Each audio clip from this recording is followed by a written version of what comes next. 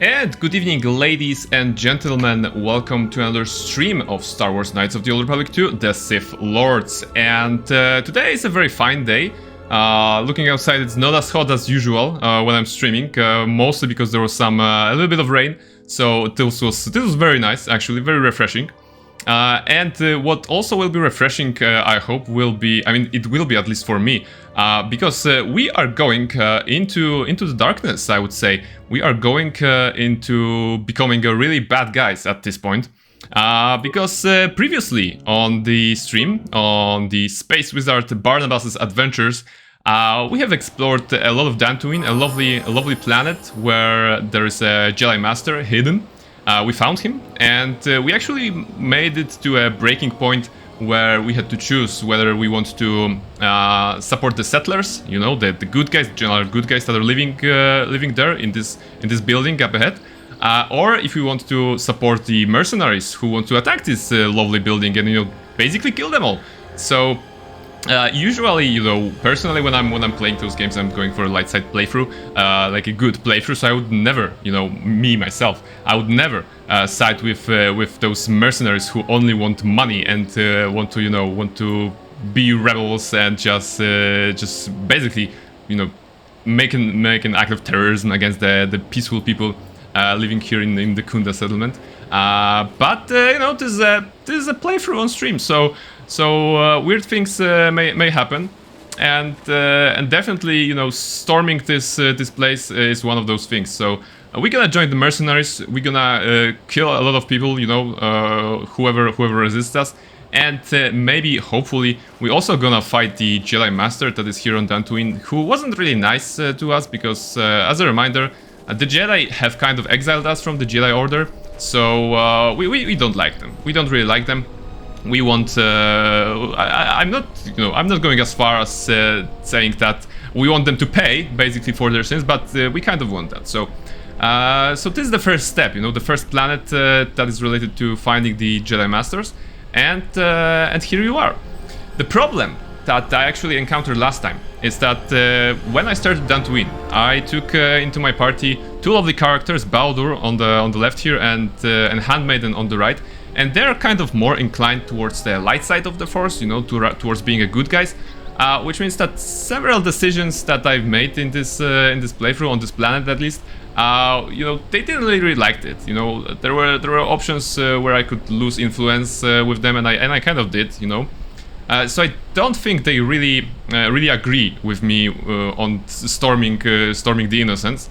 But yeah, this is what I'm gonna do. So the first thing I would like to do is actually, you know, look at the party screen and wonder who can we change, you know, who can we get instead, so that we don't lose too many points with Baldur, who is a lovable character and a very bro-like character, and I wouldn't, you know, want to lose him. Or lose his respect, even if I did already some. Handmaiden as well, she's a great tank so far, so I would love to have her on the team. But as you can see there, especially Handmaiden, there is this bluish fog behind her, indicating that she's kind of a good guy, you know. So yeah, we have to remove her and remove Baldur, and that leaves us, well, with just 3 choices, because as the first planet we don't have all the companions just yet. We have Aton, who is mostly neutralish, and maybe wouldn't mind just fighting. Kreia, who probably will scold us regardless of what we do. So you know, it's a lost cause anyway. But at least she's a powerful space wizard, so she can help us with the fights that will be ahead of us. And T3M4 is, of course, the Space Roomba, the lovable droid that is at our service. And we probably don't need an expert droid, you know, just like we don't need tech specialists in form of Baldur. They're great characters when it comes to skills, when it comes to skill checks, but for pure fighting, pure combat, I don't think they're the right choice. So I would say I'm gonna go with Kreia, and I'm gonna go with Aton. And since they weren't with me for the, you know, couple of hours on the last stream, I probably need to do some leveling up of Yes. them. So, oh, Kreia is still holding a blaster. Oh, really? Okay. So let's try to level her up. So for attributes, let's get wisdom. Probably that's always good for the consular. Skills are irrelevant, but we can give her treat injury or, you know, something like that. Click here, click there. Repair, not relevant. Alright. For the feats, what do we have? So, oh, dueling. Dueling will be nice. She's using one-handed weapons anyway, because she has one hand. So, +3 to defense and +3 to attack can help. Although she will be primarily using force powers. And now we have to choose force powers. Okay, what do we have? Actually, 2 of them. When I'm choosing powers for Barnabas, I'm actually usually limited with the choice of the chat, and the chat almost always chooses the dark side of the force. So I couldn't get the improved heal for Barnabas, but maybe I should take it with Kreia so that she can be a healer, at least on this mission. And gives us some support with this one, +6 bonus to defense and saving throws. Should be good, because this will work both on Kreia and on Barnabas because of the force link they share. So that would be one thing, I think. Yeah, there's plague, there's slow, but yeah, we don't really need that. Let's try to build Kreia as a support character because Barnabas so far has been a bit more on the offense. So let's give her that. Another level up, okay. So again, skills as they are. Powers, one more power, so nothing here. Battle meditation, it's already on Barnabas, so not needed here. Okay, maybe let's take the dark side power. So insanity, you know, basically improved fear or insanity. Ooh, this is a very edgy power, but yeah, let's go with that. And okay, those are the levels for Kreia. That's good. Aton with his 24 of defense. Oh, actually, Kreia has 22. This is nice. And Barnabas, 26. Wow. Thanks to the armor, I bet. But Aton, let's go. Aton attributes Scoundrel, so, you know, dexterity all the way. Filthy Dex character. Let's see here. Security, demolitions, stealth. Yeah, let's max out actually demolitions and stealth. Maybe like that. No? Okay. No? Okay. Alright. That works. And level up again for skills for demolitions, stealth, demolitions, and awareness. Okay, that was the leveling up. I'm not doing the Barnabas level up because last time I feel that I got the level up kind of early due to some of the restored content that is available in this particular mod that I'm playing for KotOR 2. And I did a quest with Jedi Padawan that was, you know, lost in the ruins of the Jedi Temple on Dantooine. And she was like, "Oh no, you killed my pets!" And those pets were, you know, deadly spiders, crabs, you know, something like that. Scorpions, like a mixture of those three, I bet. And she was like, "Oh no, you killed the spiders, prepare to fight with me," or something like that. But we calmed her down, you know. She went away to rethink her ways. But after that quest, I kind of got a level out of the blue. So Barnabas has a, you know, a bit more experience than all other party members, which you know, ruins the balance. But you know, it's okay. So going back to the equipment, yeah, okay, we have to look into that as well, because Aton is pretty much ready here, right? Dexterity +1. He has his ripped jacket. Neural band. Did we get anything, you know, anything nicer? Targeting visor, attack modifier +1. This is nice. Shielding, all right. Regal, persuade +2 and charisma +1. Maybe I should put it on Barnabas. Actually, what do you have? Rakatan Bank. Wisdom +1. Okay, so it's charisma +1, and what's the stats? Wisdom 19. Okay, you didn't change anything, so you can stay with that one. Going back to Aton, nothing on the implants. Once again, do we have anything better here? Exchange work. Okay, this is the same one. Gel shape perception gloves. Ooh, this is nice. But Barnabas, what do you have? Actually, okay, this doesn't make sense. I'm just focusing on. I try to focus on equipping Aton, and I see a nice item, and ooh, maybe I should give it to my main character. And computer is demolition security. Yeah, Jalshay will be better. Dexterity wisdom. This will raise our dexterity, our wisdom to 20. So it's +5. And now back to Aton, I promise. Okay. Damage +2 for physical. All right. Well, unarmed reflex. Okay, but this unarmed accuracy gloves. Why do you have that? You don't need that, right? You should have those instead. Okay, this is good. And for this one, maybe targeting visor. No, whoops, that's not the one. Targeting visor. You will look silly, Aton, but at least you will have the +2 attack, so this is nice. Two-handed, alright, Vibro Blades, that's good. Kind of a shield here, melee shield, alright. Kreia, let's put some shields on you. You don't want to die, you know, too soon. Because I think, you know, the resistance will be formidable. We did our best to turn off some droids and, you know, disable the minefield and stuff like that. But there still may be some droids, some you know, soldiers, guards, you know, basically police of this place guarding it. So we may not have an easy time.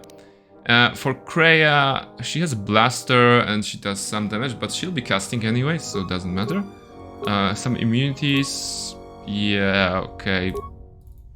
Maybe like that. Maybe? And dexterity +1, does it change anything? No, it doesn't actually. So you don't need it. Alright, let's give you insulated gloves, it's okay. Reflex here, and what this does change? Strength +3, wow! So Kreia can skip going to the gym and just get this Bavakar strength implant, which stimulates physical performance well beyond the user's norm. Well, she's an old lady, so if she's suddenly going from 10 to 13, that means it's definitely beyond her norm. So yeah, let's not give her that. Let's give her this one, and yeah, that will be it. So Aton will be our tank with his dex. Barnabas can also be a tank. Kreia will stay behind and shoot and cast spells. I mean, use the force. And yeah, this will be the plan. So I think we're kind of ready. Yeah, like I said, Aton, you look silly. You know, those visors are also like, you know, low polygon textures. You know, nothing interesting here. But yeah, we have to live with that for a moment. I'm not sure that Aton will be in our parties for very often, because admittedly he's not a super interesting character for me personally. But yeah, let's have that. All right. Double check with the quests. Defense of Kunda, yeah. The administrator, actually they asked me to prepare the defenses, and we kind of stabbed them in the back already, because we disabled the turrets. You know, there should be like turrets, yeah, here, up here. There's a also kind of like a missing texture turret, but it's okay, you know. This is how we disable the turrets. We disable the texture on the turrets, and now they probably won't shoot. So this is good. Yeah, they asked us to bolster the defenses, but we kind of did the opposite. So we made it easier for ourselves. However, we also got some XP for you know, turning on the droids, the defense droids that were there, because, you know, thinking ahead, you know, big brain time. We want to destroy those droids along the way and get some more XP. So yeah, Kunda traps. We are allying ourselves with Askul, the mercenary leader. He also asked us for stuff, and yeah, I think the last time we saw him, he was like, "Hey, come back to me when you're ready to assault the thing." Actually, he didn't use that voice. You know, he's an evil mercenary guy, so he was like, "Come back to me when you're ready to assault the Kunda," you know, something like that. So I think that was the direction. Yeah, that was the direction. So yeah, we are doing the bad guy stuff this time. Barnabas, you've been going so well. I have to admit, you were so good at avoiding those pitfalls of the dark side. You know, after you've broken your Pazak habits and Pazak addiction, I would say. But now you are aligning yourselves with those you know, strong-looking mercenaries. Like, I think they're all brothers as well. You know, wow, they are exactly the same. This is amazing. Same weapons, same armor, same face, and there's just 6 of them. Wow. All right, so yeah, we're gonna assault the Kunda now. What I expect is that the assault of Kunda has some cutscenes that won't play, of course, because it's an old game. But those cutscenes are basically showing you whether the mercenaries that we see here are going through the breach unharmed, or are they going through the breach and every mine at their feet explodes. So this is what we not gonna see. but we're gonna probably it will be easy to imagine what will happen. All right, so my boy Askul, hello. Are you ready? I won't wait long for you. Oh, actually, he doesn't have that super dark voice. Let's see. I've already finished some of the tasks. Okay. What payment doesn't matter. I mean, it matters, but we're gonna get it anyway. Our assault is ready to begin. The fools and cowards of Kunda. Wow, I'm wondering. This would probably give Barnabas a little bit of, you know, those edgy lines to work with. But I'm gonna keep his regular voice for now. So, our assault is ready to begin. The fools and cowards of Kunda won't know what hit them. Good. I will deploy men to surround Kunda and attack all 3 entrances. Wait, all 3? Yeah, let's go pursuit, because I'm not sure I disabled mines on every entrance. Yeah, and he's actually I recommend. Yeah, okay. I'm just reading through the options. Looks like we can persuade him to have a smart attack, or we can force persuade him to focus everything on one entrance, and then probably the mines would shred them. So this is it. Okay, so I recommend you focus your attack on their weakest entrance. I don't need lessons in tactics from a failure. Jedi. Why? Move out, men. Okay, that's your funeral, man. Hey, hello, Esgal on the chat. Hello there. How are you doing, man? Hey, great to see you here. I hope you're watching, because I'm about to show you something. Not those guys, you know. Those guys are here like that, you know, just running. There were mines here, but the mines have been disabled by yours truly, so they are not exploding. I can't believe you've betrayed us. Terena was wrong for trusting a Jedi. Yeah. Surprisingly, surprise! You know, there was a betrayal. But since you're here, man, let's test the stinger that you actually prepared for me. So let's see how it works. I'm gonna switch the camera right now. So the owl is coming in, owl is coming out, and look, I'm on the other side of the screen. So the stinger is working definitely, and the 2-second one is definitely better than the logo one. The 3-second one was, I agree with you, was a bit too long. So it works. Let's do it again actually, because it's so fun. So let's go with camera square. Yeah, there's like I have those scenes named out, and this is the camera square one. So yeah, the owl is flying, and it's flying away, and it's bringing a new scene, which is a great thing, absolutely amazing. So thank you very much for doing this for me, and I hope I can pay you back with the stream, with the quality stream, and the enjoyment of Star Wars Knights of the Old Republic 2: The Sith Lords. You're welcome. Thank you very much. So yeah, let's see what do we have here.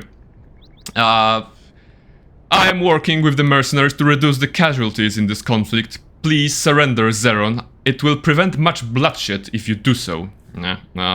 This is like... oh, there's a third option actually better. Nothing personal, Zeron. Like the mercenaries, I'm in it for the payoff. You are despicable. Yeah, that was the one with the angry voice. The smoker's voice. For Kunda. Or Kunda. Oh, and now the game is giving me the choice to select my party. This is very nice, but we've already made our choice. Just a curious side of me, what is your angle on this battle? Well, basically we are attacking the good guys. We are attacking the defenders of Kunda.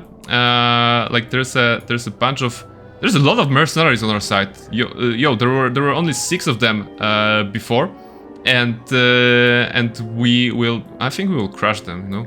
Although there is a formidable resistance, 3, 6, 9, 10. This one's just loaded, you know. the counter right just loaded, and it's actually this one is loaded as well, you know. On our side, they have this this one. Because I've always defended the building. Yes, so you have a choice whether you want to side with the Administrator Adare and Jedi Master Vrook to defend the building, or you can take the proposition, the offer of Askul and just attack it. So I actually never seen how the attack goes, so it will be new for me. I only know that, for example, if you disable those mines, of course, the mercenaries are alive. If you don't disable them, all of them die, so it's easier to defend. I'm pretty sure that you've had this experience as well. But right now, well, we are... well, it will be interesting, because if they all start to shoot Barnabas, I should probably start with energy shield for him and for everyone, because if they start shooting, it will be bad. So yeah, let's see. Dark side point gains, yes, because we are here. Oh, this is actually a cutscene. Some cutscenes are playing, but I think... Whoops, what's happening? Oh, okay. So there's a cutscene here. We can observe this. I'm not sure why was the trigger actually in the middle of the battle, but okay, okay. I think I know. So this is a character that we'll be meeting, and the actual trigger for her character is the moment that your character has gained either a formidable number of force points towards the light or the dark, or has gained, I think, 50 force points, like alignment points total. So 25 up, 25 down, doesn't matter. If it was 50 total, this particular cutscene triggers. But now I wonder as if it has always been there. Yeah, because I could not hear it before. Because this lady, well, we'll be meeting her. Yet when you listen for it, you can make out the strains, even over the. This is like weirdly anticlimactic to see this cutscene in the middle of the battle that I was preparing for. Do you feel it is a? And yeah. You are the darkness. You are the darkness in which all life dies, my lord. This is some very dark stuff at this point. So, this actually is very nice because I'm attacking hopeless settlers and I'm feeling like the worst person in the universe, and there are clearly people, worse than me. So maybe I'm not. Maybe Barnabas is not hopeless. Maybe he's not lost yet. Yes. But we're gonna see. We're gonna see where the adventure will take us, whether or not he will be the good guy or the bad guy. Today, he's definitely a bad guy. He's here for the money, dark side points, bloodshed, and just seeing the content that I would never see myself. I don't remember. Can you persuade her to change sides? Yes. I mean, when she joins the crew, you can kind of work with her. And she can kind of see. She shares her personal story with you, and she kind of see the other way. Okay, and now they're shooting. And I was just about to activate this, and of course, oh goodness, this was not nice because it deleted my activation. The lady in red, yes, exactly, the lady in red. She is as you could see, she's a dark side character, kind of. Well, when we meet her, we're gonna try to work on her so that maybe she won't be that evil. I told you, shields first. Shields. All right, and it's already terrible. You half HP everywhere. Oh my goodness. This will be tough. Not gonna lie. I have to spam kill right now, I think, because they are overpowering me quickly. All right. Heal, heal, heal. Come on. Who's that? Kreia is it? Okay, you were healing. Alright, Barnabas, you go heal. And actually maybe just run away. Do you have any more shields? No. Yeah, the healer is down. This is not good. This is terrible, actually. Alright, heal, heal, heal. At least the Zerons, not Zerons, at least the Askul's mercenaries are strong, alright. Alright, take a breath. It looks like the our guys are winning. We are overpowering them. This is nice. Too bad that Kreia has fallen in battle. Oh, sorry for stepping on your face. And yeah, we still have force. We still have force. We don't have a lot of force points. We just, spam heal as if our life depends on it. And actually it did. Let's just collect the stuff. We've breached the perimeter, Askul. They're falling before us like herd beasts to the slaughter. Still, a lesson must be taught about resistance. Kill everyone. Very binary quest, either you're super good or you're super evil. Alright, I should have stopped you long ago. Your machinations end here. Yes, hello, Master Rook. Can we talk with you? Yeah, okay. Yeah, let's be evil. There's like a second option. I did it to save lives, Rook. Please don't interfere. No. You've lived long to... Well, okay. I couldn't even deliver the line. Alright, once again from the top. You've lived too long, old man. No more words. Defend yourself or perish. Well, defend yourselves. Crystal, for whatever reason. And wait, am I the only one here? And they're not the party members? Okay, panic.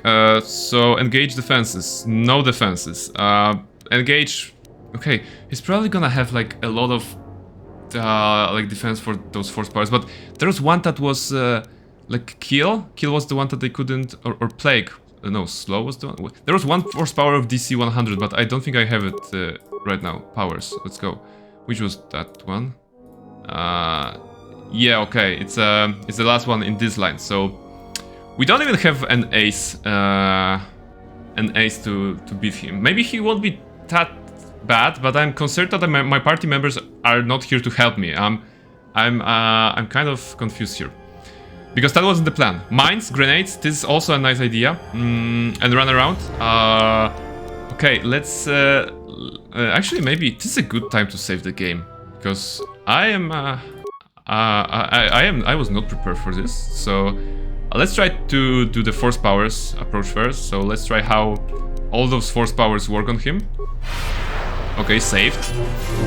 Alright, and half of my HP is gone after one of his attacks. This will be bad.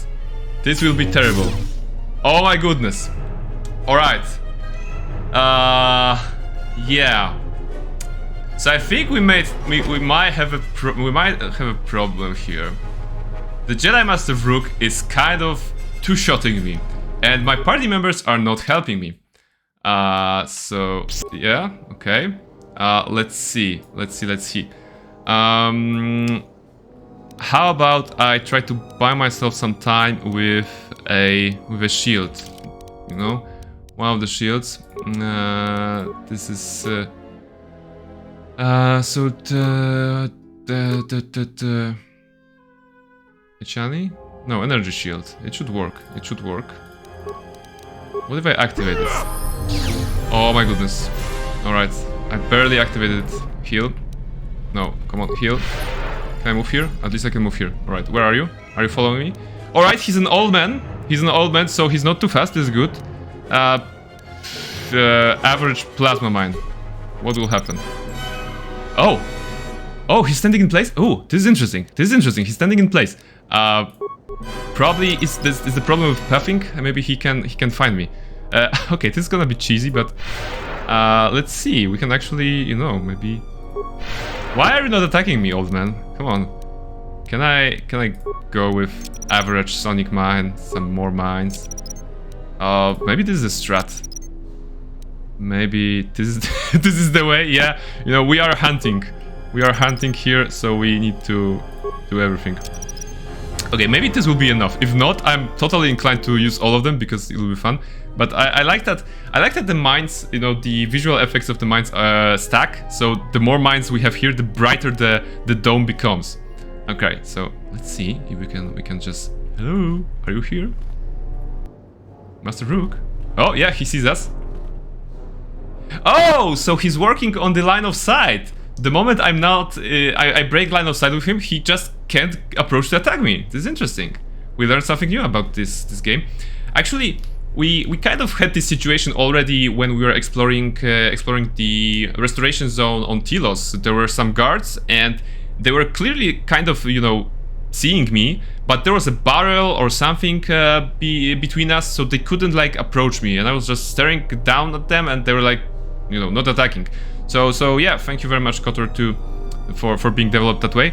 Maybe he's half blind. Well, you know, hopefully he's gonna be whole blind because I put some flash mines in there. So yeah, okay. Now combat resumes.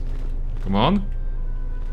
Oh, okay. This is gonna be interesting because he literally can't find the path. Come here. Yeah, come here. Come here. Come on. You know you want it. Oh yeah. Yeah, okay, we're getting closer. We're getting closer. Look at his face. Just look how angry he is. This is fantastic. Yeah, he's a very like, you know, I'm gonna strike you down, you know, you rascal. You are defying the Jedi Order for the last time and stuff like that. And he's like, you know, a very angry man with, like, imagining him with a single, you know, unibrow staring down at us. So let's just pull him a little bit more. Actually, he attacked us, but missed? I don't know. Oh, this is interesting. Is he missing us? Okay, this is weird. This is super weird. Okay, he can't go that way. How about we go this way? Oh, now he's hitting us. Ouch. So probably when we... This is interesting. Let's experiment for a moment. So... Oh, okay. So much for experimenting. I was hoping that maybe we were in such a sweet spot that he could attack us, but the game couldn't register like a hitbox or something, and he would just, you know, do 0 damage for us every single time. But that was not the case. He again 2-shots us. So let's just try again. Run away, run away. This is the strat. Run away. Break the line of sight. All right, this is good. Maybe we can go here. Okay, this looks like a safe space, and maybe it's enough to pull him here. I don't know. I'm not sure. I think I would like to have a more reliable blades. Like here. Here it's totally possible to pull him. So plant it on the other side of the room. Yeah. I think if I plant it right here, because right here actually, oh, I can do it here because we don't have a line of sight, and he should have no trouble running towards me and falling into all those mines. And you know what? When I'm saying all those mines, I think I literally mean all those mines. Let's see. Oh, there's 15 of those. I hope the game won't break. But yeah, let's go. Let's just, you know, use all the mines. We're gonna probably salvage a lot of them in the future, or maybe we're gonna craft some. But this is a once in a lifetime opportunity to just use all the mines and see what will happen. Like this will be like a lot of triggers.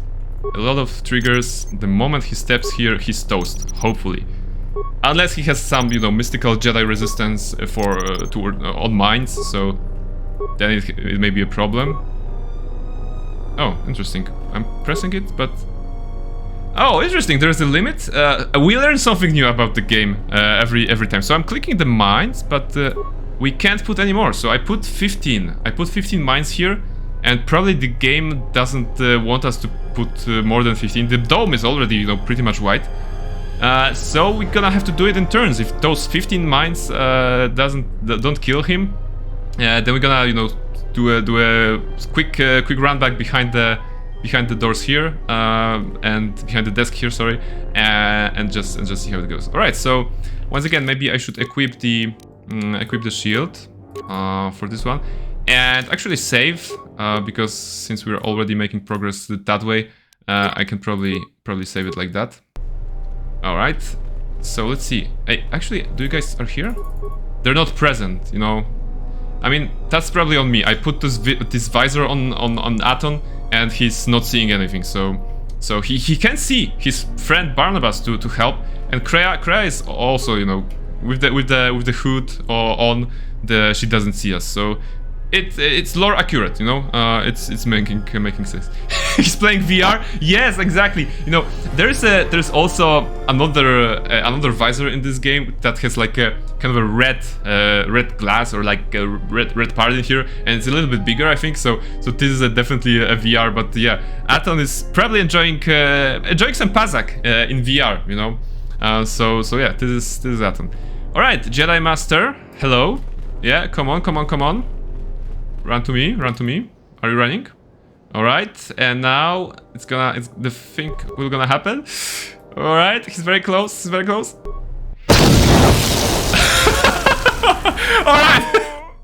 All right. That was what I signed for. So what happened here is that the hitbox went into the mines. All the mines exploded. Huge damage, huge explosion, massive fireworks.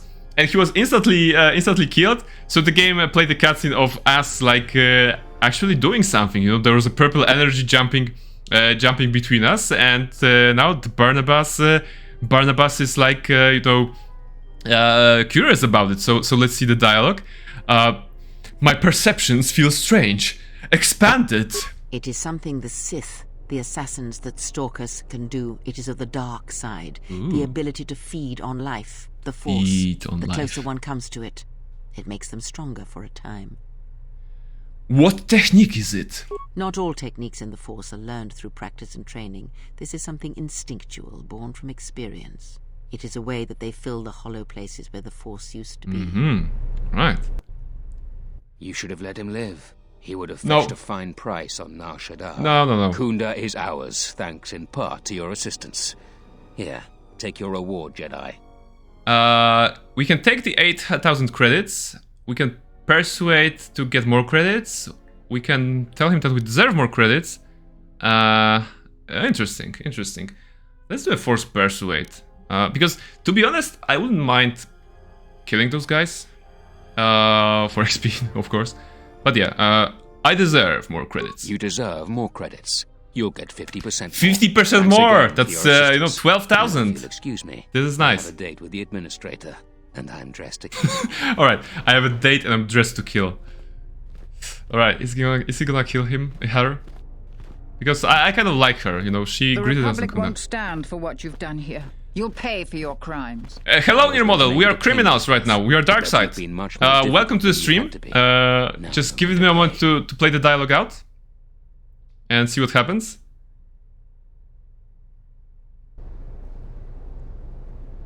Alright, so this is it. So basically, in your model, you just joined, right? So first, the things that I wanted to show you at work, but I couldn't. Just look at the screen. Look at the screen right now because I'm presenting a stinger. I'm presenting a very cool stinger. See, there's an owl. The owl flies in, flies away, and just I'm on the other side of the screen. So once again, thank you to Asgal Ruin for bringing this lovely stinger. For me, and let's go back with this one. Yeah, it is so cute. It is so cute. So this is a thing. This is a thing right now. Nighty told me that I'm not usually changing scenes. Maybe I should. This is something I should learn. Usually it's camera on the left, camera on the right. There. For me personally, as a beginning streamer, there is not a lot stuff to work with. But maybe maybe we can sometimes do a little like scene break. Definitely for this stream, I'll be whoever comes here, I'm gonna be showing them. Look, this is a cool owl, and stuff is happening.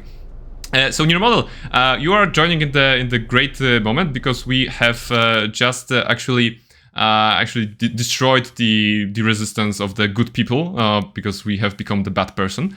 But I would like to show you something. So we had a little problem. We have a little problem with the Jedi Master because we assaulted Kunda. We assaulted the settlers with the help of the mercenaries, and to the defense of the settlers came the Jedi Master Vrook, which wasn't very nice to us and actually is partially responsible for expelling us from the Jedi Order. And the problem with Jedi Vrook is this: like, he basically two-shots us. Yeah, so there was no way I could fight him. Especially because for some weird reason we don't have our party members. With us. Like they're standing here, but they're not in the party, so they couldn't help with the fight. So we thought of a little thing. We put 15 mines on this lovely corner because we actually discovered that he can't attack us if he doesn't see us. He's working on the line of sight, and when the line of sight is broken, he's out of combat. We're both out of combat, so we could set up the little trap here, and just look what happens when we get him like here, and yeah, he's just gonna go into the minefield, and there's a huge explosion. Yeah, So this is something I should probably not overwrite this save and just have it for the future, because it's so funny to basically obliterate a Jedi Master with 15 mines, most of them like frag mines, but there was like one flash mine or something like that. So that was a nice explosion, nice fireworks. So yeah, let's just go with this dialogue as we did before, and yeah, and you should have let him live. There's a thing here. On Nar Shaddaa. Kunda is ours, thanks in part to your assistance. Here, take your reward, Jedi. Yeah, and actually we want more. We deserve more credits. So again, force persuade. We either take 8,000 credits or force persuade him more credits for 50% more. So 12,000 credits in our pocket for betraying. I have a date with the administrator, and I'm dressed to kill. Our master is dark side as well. Are you asking about Kreia? The Republic the teacher, the character that is teaching us? I was going to make it a painless death, but you've been much more difficult than you had to be. Now you're going to pay. It's going to pay. Very dark. As far as Kreia goes, well, that's usually who the master is. Yeah. I mean, as far as Kreia goes, what is known about this character at this point is that she's well versed in the Force in general. She kind of knows a lot about the Jedi, about the Sith, you know, about basically all those both those ends of the spectrum. Actually, there is a dialogue in the game where you can ask her, Kreia, what are you, a Jedi or a Sith? And she gives an answer, but we need to build up influence with her if we want to actually ask that her. So yeah, we're gonna maybe go there. All right, so what do we have here? So we explored this place. Level ups for Kreia and Aton. This is nice. Kunda is now in control of the mercenaries. We've gotten ourselves some items. I think we've gotten ourselves. Yeah, all right. We have found the 3 fixtures. We need to construct a lightsaber, and if we talk to Baldur, we're gonna craft a lightsaber. So this is huge, guys. You know, the huge moment for the character in this game, because we're gonna drop this vibro sword, vibro blade. And we're gonna use a weapon of a Jedi for more civilized times. The more civilized times are right now, right here. We're gonna craft ourselves a lightsaber. We're gonna see what kind of colors we can get, and then we're gonna craft that one. Of course, again, you know, as you could see, Barnabas was quite terrible at combat with the Jedi Master Vrook. So hopefully, maybe in time he'll get better. And you know, he won't be dying. He won't be getting two shot by any Jedi guys. All right, what do we have here? Is it closed? This is interesting. So the game is not showing us the fate of the Administrator Adare. Askul just went inside and he was like, "Oh, we're gonna have a chat, lady," and there is no like explanation what happens. Dopak, what are you doing here? I've got nothing more to say to you. It's okay. It's okay. I'm just checking. You know. Don't need to be so rude and angry about that. We are kind of leaving this planet anyway, so everything is closed. Everything here is closed. All right. Nothing here. Broken droid. Yeah. Okay. Nothing here. Nothing here. Yeah. So yeah, actually, it looked like we kind of absorbed the power from the late Jedi Master. Apparently, the Kreia told us that this is the technique of the Sith. It is not something that is learned, but she mentioned that it is something that works more on instinct. Like this is something that, you know, awoken in us, I guess. Remains of the Jedi Master rope, Mandalorian heavy armor. Then Master, why did you have a Mandalorian heavy armor on you? Computer spike I can understand, you know, maybe he likes to hack sometimes, but heavy armor, you know. Gotta love the random item generation in games like that, random loot generations. Mercenary, anything? The mercenary just grumbles at you. Like I grumble back. Yeah. In Barnabas's defense, it's hard to survive a lightsaber cut. Yes, I imagine that would not be very easy. So even if I applied the shield to me, and even if I had this lovely armor. You know, a lightsaber cut is a lightsaber cut, so it probably would be really tough to survive. The fact that he survives 2 lightsaber cuts, you know, tells us that he's a strong guy. You know, very strong, very resilient person. So he will only get stronger in the playthrough, and you know, stronger in the Force and stronger in the dark side of the Force probably. At this point, but yeah, what's the alignment right now?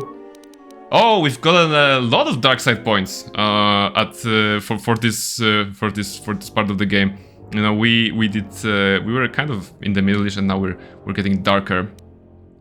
He had it under the robe. Yes, maybe he was actually wearing Mandalorian armor and had the robe on it, just like the Jedi in the Clone Wars. You know, Obi-Wan and Anakin. They were kind of, well, not wearing armor specifically, but like Obi-Wan was wearing parts of armor on his shoulders, you know, on the legs. During the Clone Wars, the Jedi would probably probably utilize some of the well, classical armor, because maybe it would be easier to survive when you have armor. You know, makes sense.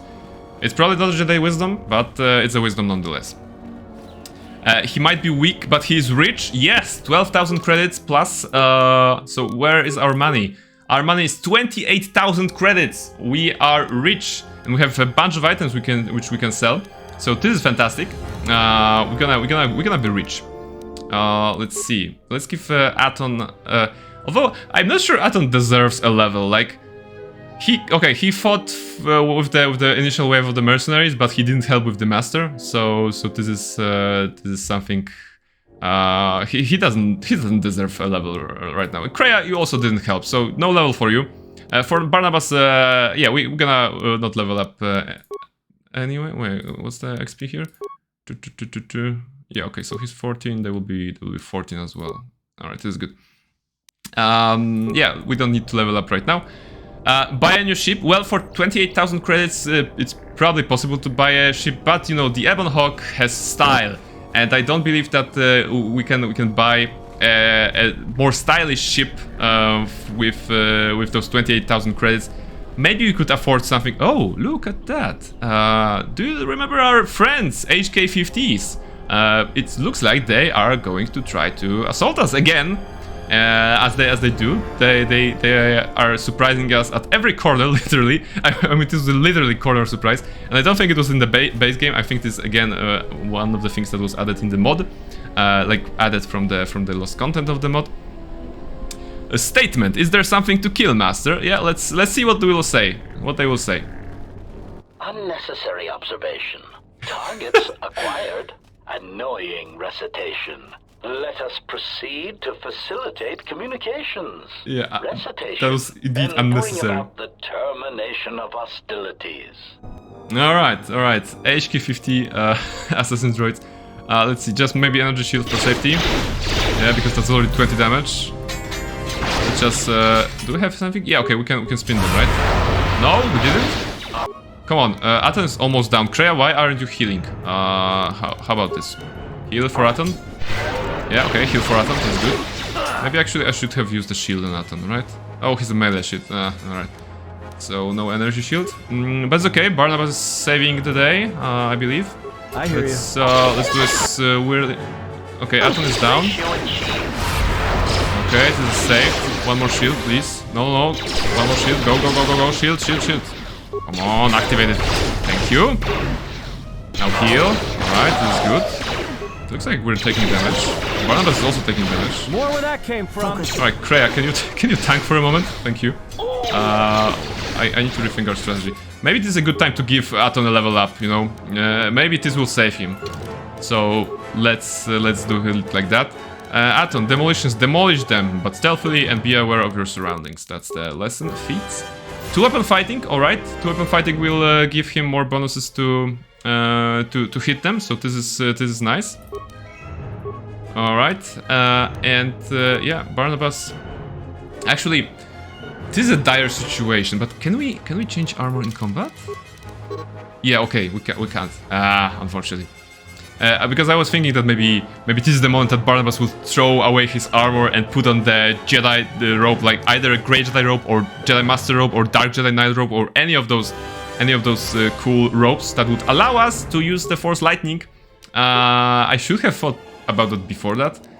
Do we have grenades, like some kinds of ion grenade? Ion sounds good. Ion usually kills robots, right? Why are you going to melee? Come on, just throw. Oh, thank you. No, Aton. Okay, I almost killed Aton. Spin. Yeah, alright, you're spinning. This is good. Aton is down. Spin this one as well. No. Oh, the tornado took him to the side. And I am out of force points, so it's okay. Kreia has some force points. She's healing. Okay, I think I have to go into melee. This is like, oops. All right, this is good. This is good, but now I have to hide. All right. So yeah. What will happen if Kreia go here? Okay. Does it mean we'll be out of combat again?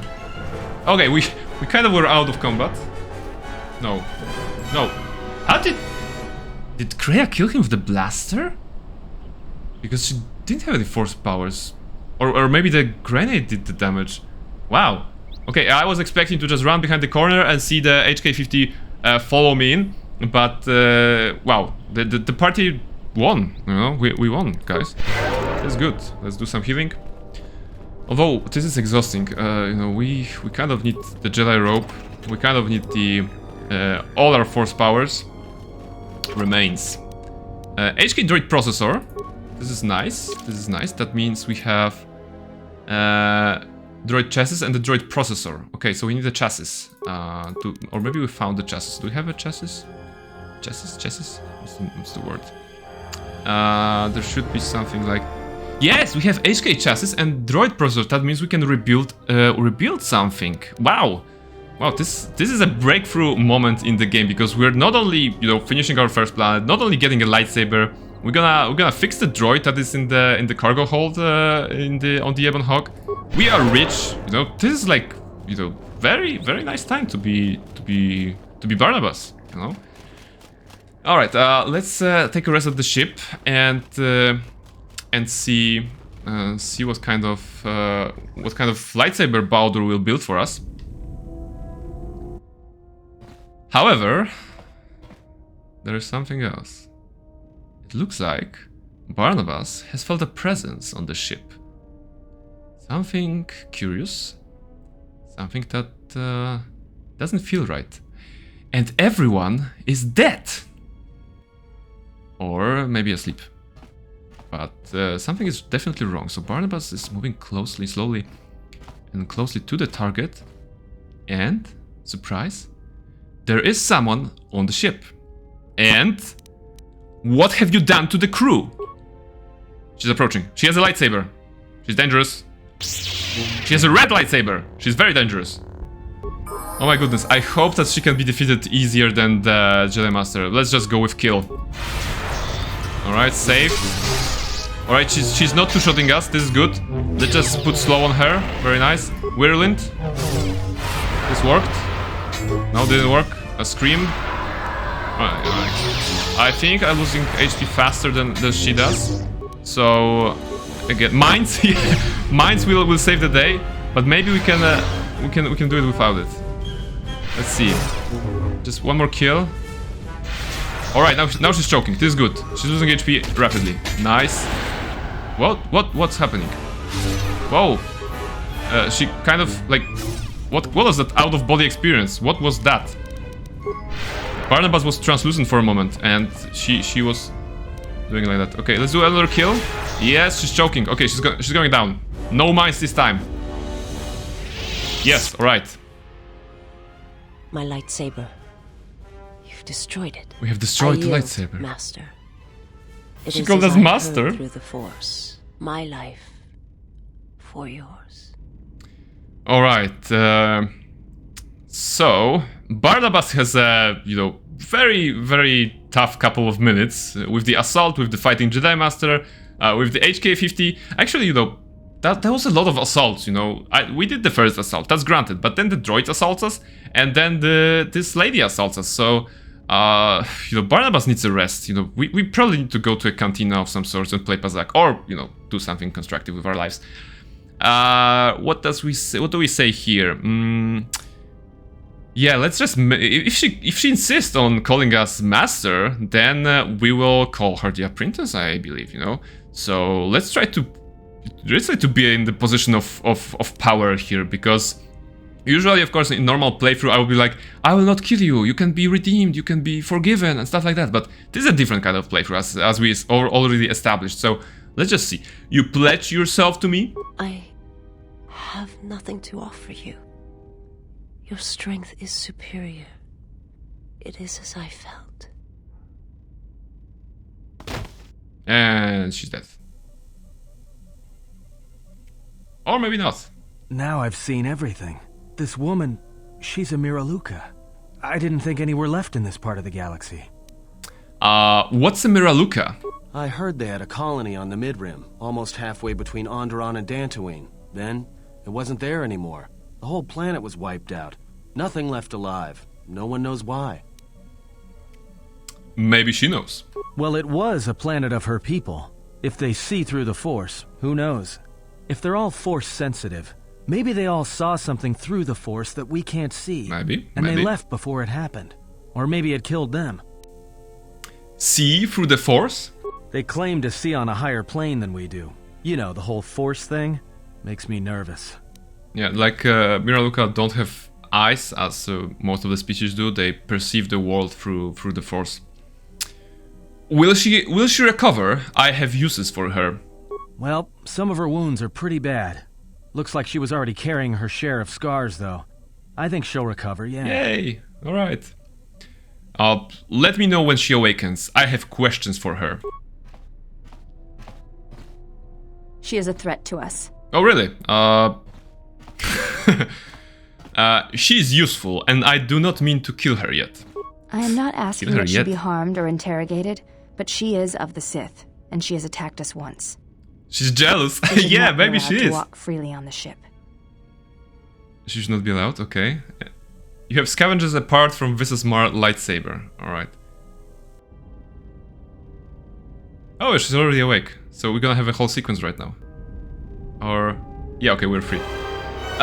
Influence lost, Handmaiden. Influence gained, Visas.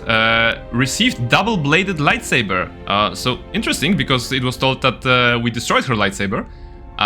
So Barnabas must be a really good, like, you know, artificer in tinkering, because it was said that we, like, scavenged the part. Dark side point gains, alright. Handmaiden, she is jealous. Like, she's probably jealous, you know. She joined us, she's a great tank. I thought we could be friends, but she was very inclined towards the light side of the Force. And, you know, please observe that Aton in the medbay, it makes sense, you know, he's the pilot of the ship. So maybe he wanted to attend to it personally, especially that we were after the fight.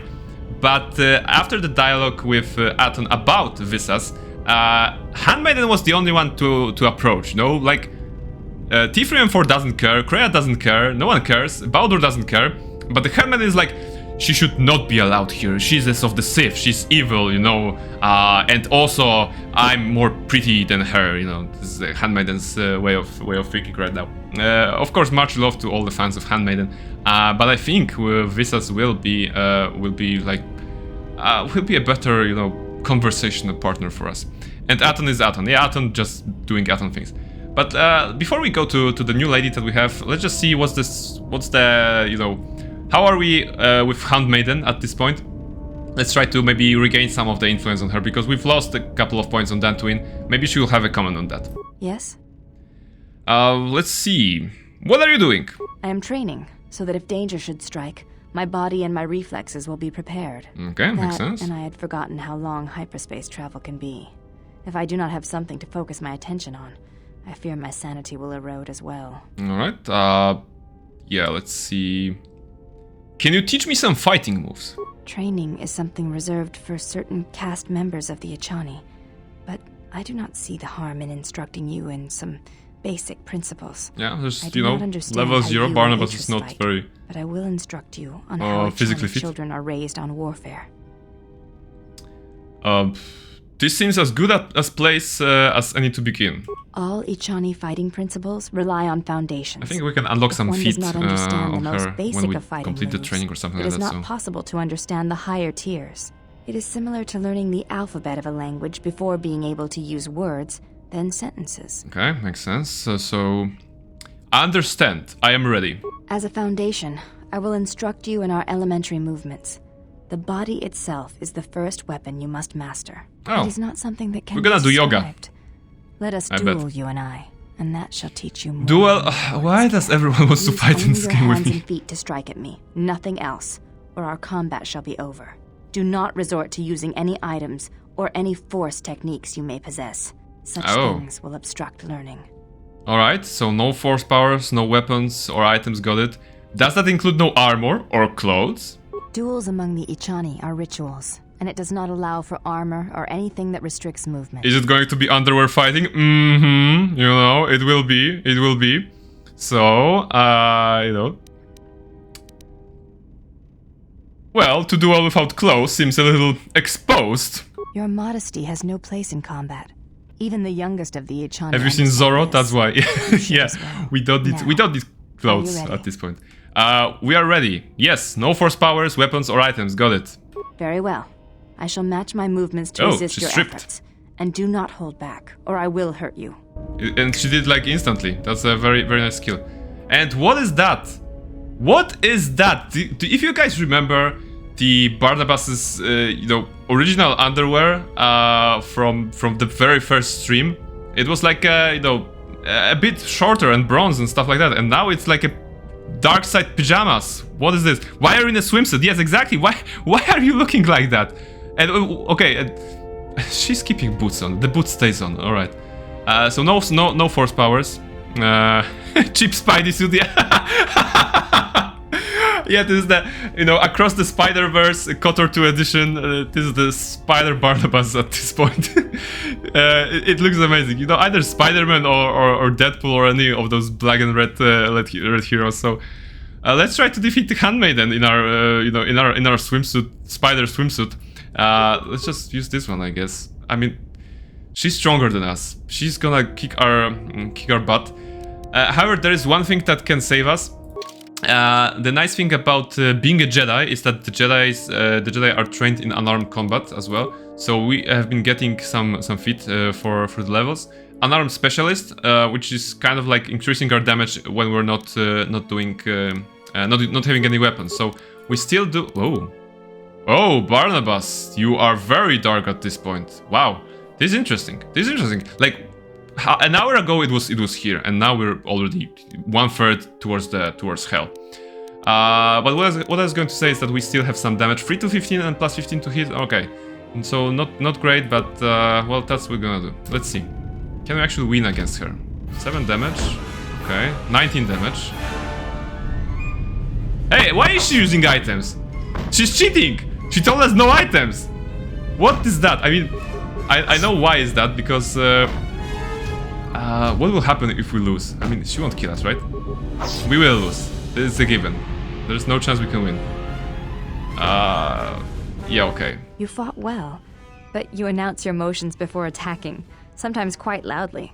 Take as long as you need to recover, and if you wish, we shall fight again. Yes, I totally won't, so it's difficult to hurt you. Of course. I do not wish to be hurt. If you wish to hurt me, then you must try harder. It is not a contest of raw strength, but of action and reaction. Yes, I mean, if you really want me to hurt you, I'm just gonna say that Atreus never loved you and you are alone in the galaxy. But let's just forget it. Never mind, I'll be going. So that was weird. Are you gonna put something on Handmaiden, or are you gonna stay like that for the rest of the game? Because I don't mind, but let's see. We probably. Okay, at this point we can't put party members. I'm just wondering if there's a way we can defeat her. I mean, I leveled her up, she's level 12, we are level 13, so she's probably using the stats, she must be using the stats of the, of what she has at this point, and feats and stuff like that. The reason she used the shield, I think, is also because it's equipped on her, and the AI doesn't respect the narrative choice that she made of no weapons, no force, no items. So this makes sense. So if we unequip everything on her, it will give us a small edge, because I think one of the items is giving her extra strength, but it's still difficult. I think you can use shields, maybe. So maybe if I go with the Mandalorian melee shield, maybe actually this will work. Okay, let's just give it a try. Okay, actually no. Let's just go away outside for a moment. Where's the exit? Barnabas and his space pajamas. This is not the exit. The exit is on the other side. Yeah. I don't know my ship. Okay. So let's just put her on the party for the moment. And lady, what do you have? So okay, neural band is giving you just will save, and this one is giving you defense balance +3 and dexterity -2. Okay, so let's remove that from her. Let's remove shields from her. Because she totally... Yeah, she has like 9 to 27 damage on her hit, and Barnabas has 3 to 15, so a half of that, basically. However, maybe if we... yeah, okay, we can get those ones. So +2 physical damage and +1 attack when unarmed. So this will help us. You know, it's technically an item we don't use because it's equipped. So maybe we can do something. Persuade? No, persuading her won't work. Cardio package? No. Not enough constitution for this one. Okay. All right, so let's try it again. Do we fight here or? No, we don't fight here. I imagine that whoever was standing outside the ship and saw the two people just living in their underwear. And the cutscene again? Okay, she's training. All right, so like. Don't you ever give it a rest? There isn't even dialogue. Aton, I know why are you here. Don't mind You're not here to observe her training. I just need to get some stuff from the cargo hold. Yes, you made it up, Aton. You know what? I know what's on your mind. You just wanted to see a lady in her underwear. You dog. Did she punch him? Oh, she did. She actually did punch him. What was that? Tier of styles, but you're holding back because I am unarmed. Tell me where you were trained. What can I say? I'm a quick study. All right. You lie. Few know the Echani styles by reflex. Oh yeah? Okay, so Guess he blocked. You saw a lot of the world while you were Aton attacked and freezing your cargo hold off in the she Ice attacked and Aton Academy. blocked. Didn't you, sister? Next time I walk in here, I'm carrying a blaster. Oh, it won't help Oh you. yeah, one other thing. Don't think I haven't noticed the way you've been sparring with our ex-Jedi friend. This isn't some pleasure yacht. So if I did know all the Echani movements, I might know more than just the first tier, including the etiquette rituals. So keep your hands where I can see them. Fool. Shut up. Oh, wow. There's like so much happening. That is how flesh and blood fights. And even they talk. Let me show you like, how one fights when one's life is the Force. Like everything is triggering right I won't now. let you harm him. And you still I've didn't heard of put your kind. your... You worship strength. Wait. When all it does is rot you from within. You echo another's words. Okay, so this is a cat fight. It lacks strength. The red lady and the white lady. Who is it who has taught you of the Sith? I will not reveal my mistress, and I will not allow you to harm the one I travel with. I cannot harm him. His wound lies deeper than any blade could reach. Yeah, okay. That is why I follow him and protect him. She's talking about us. I do not believe you. You do not believe that I would follow him to death. Certainly you have read as much in my movements as I have in yours. There's no shame in your feelings, sister of the Echani. Be silent. You know nothing of what you speak. You are alone. What are they talking about? Really? I can feel its pulse, like a heartbeat from the past. But if you will not believe that I mean him no harm, then believe this. I wish to learn from him. I wish to learn how it is he still walks, when his spirit is nothing more than a shell.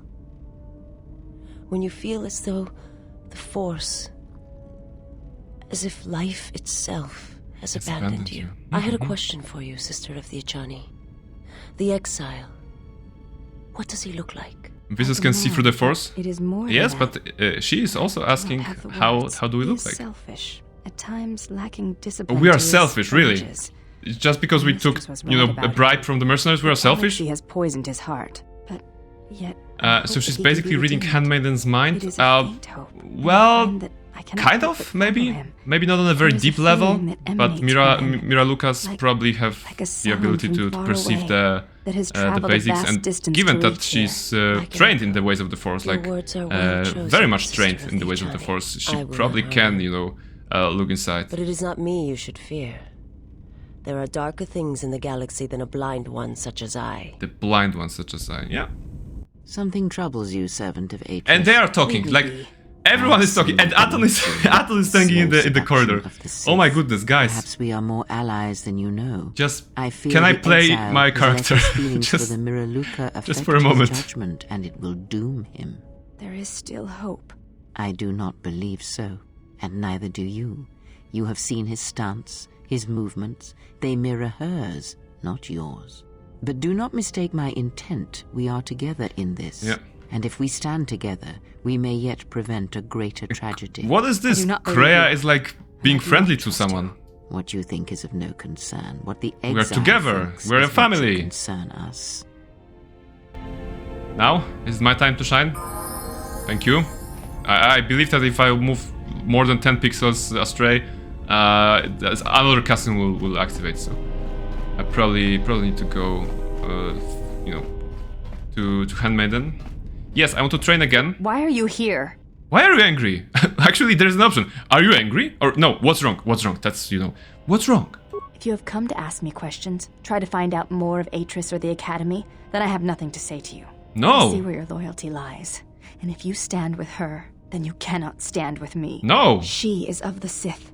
She has faced battle. Oh, she is so jealous. Oh my goodness. She is Visas? She can be trusted. You know, it's like a... I like that I didn't even talk to Visas at this point. We just fought, she just awakened, and I went to Handmaiden. Actually, Handmaiden, I went to you first, you know? I didn't go to Visas. I wanted to talk with you personally, so why don't you appreciate it for a moment? And, you know, just keep it down, girl. Visas, she can be trusted. Can I have you both? Well, you know, this is a game that was designed before the Witcher 3 choose both approach was invented, so not really, but it's a very tough decision at this point. So we need to, you know, think it real well, because I'm not sure if Baldur wouldn't be better companion for Barnabas at this point.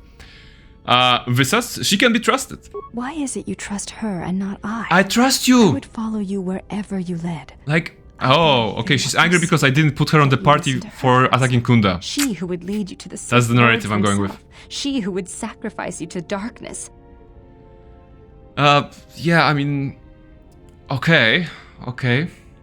Because I believe she can be saved. I mean, this is tricky. Because I really don't want to lose any more influence with Handmaiden. Like, maybe I can have both, but I have to be very careful here. So, because I believe she can be saved. This is something that the light side guy would tell. Barnabas is a very dark side right now with his swimsuit, of course. But maybe we can just, you know, appeal to her light-sightedness, to Handmaiden's light-sightedness, and see if she can just see the things, you know, in a different light, preferably the light side. Okay, because I believe she can be saved. Stay with her then. Oh! I will aid you against the enemies we face, but when it is settled, you shall not see me again. Influence lost Handmaiden, influence gained Visas.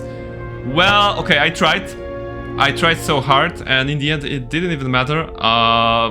At least we're getting points with Visas. That's, you know, 2 Visas points in a row, and we still haven't talked with her. It is impressive, you know. Barnabas has this effect on girls. Influence lost on Handmaiden again. But can we train together at least? There is nothing for us to discuss. Leave me alone.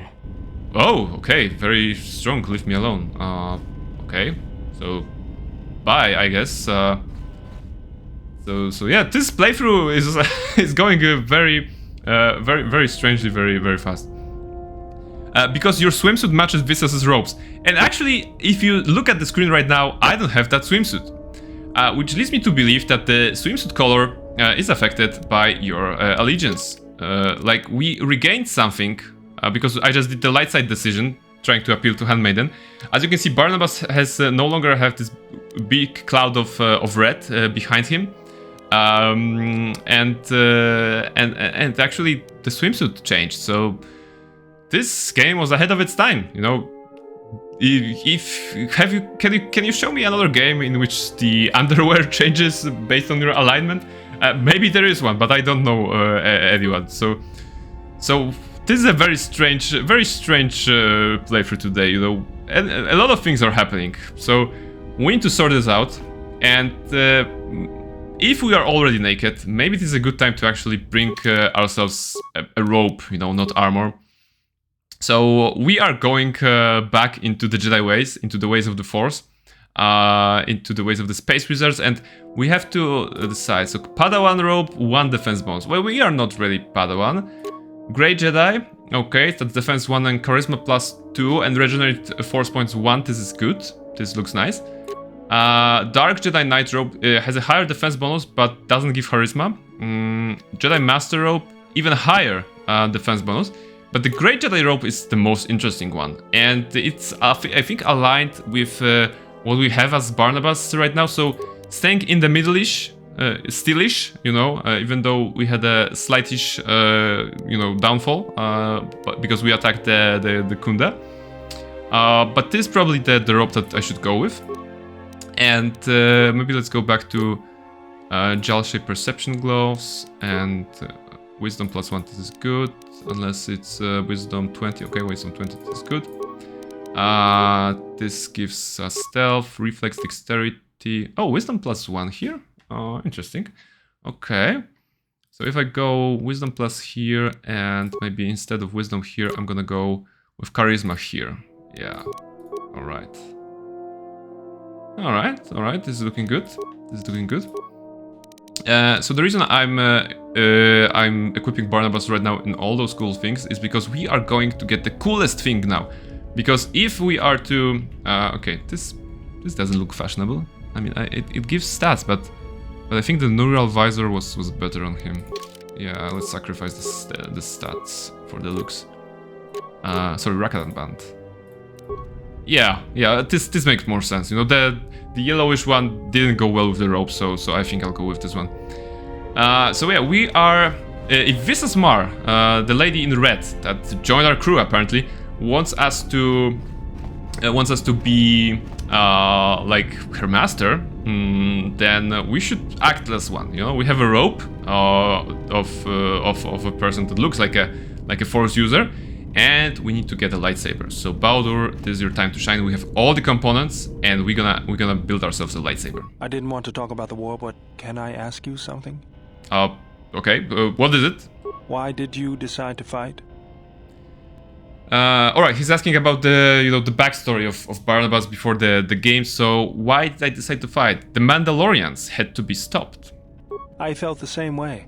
I remembered when word of the Mandalorian attacks arrived on Iridonia. My people had colonies across the Outer Rim. Many of them were among the first systems to fall. True. Unlike many of the Jedi, I could not stand by and watch. I did not join because I wanted to protect, though. I hated them. You hated them. You wanted to destroy them. To give them the mercy. Yes, dark side. People they conquered. I remember the thrill I felt when we fought them in battle. Victories were rare, but we celebrated every Mandalorian's death. Do you know how it felt? Yes, I kind of also celebrate every Mandalorian death, you know, when we fight actually anyone here. You know, the XP that is getting is like a reason for celebration, so internally I'm like, yay, when it happens. Let's agree with him. Yes, I felt it too. The rush of life as the Mandalorians were cut down. It's always on my mind now. That loss of control blinded me, turned me into a weapon. I like that his remote droid is like stuck on his arm. Yeah, the remote droid, it looks like he's nudging him. Oh my goodness, it's so cute. Like, he probably want to move away. Oh, he's moved away, okay.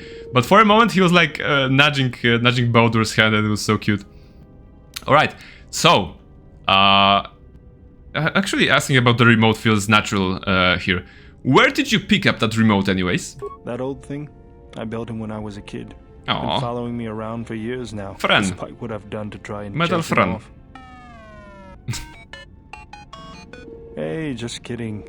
I'm happy to have you around. What does it do other than follow you around?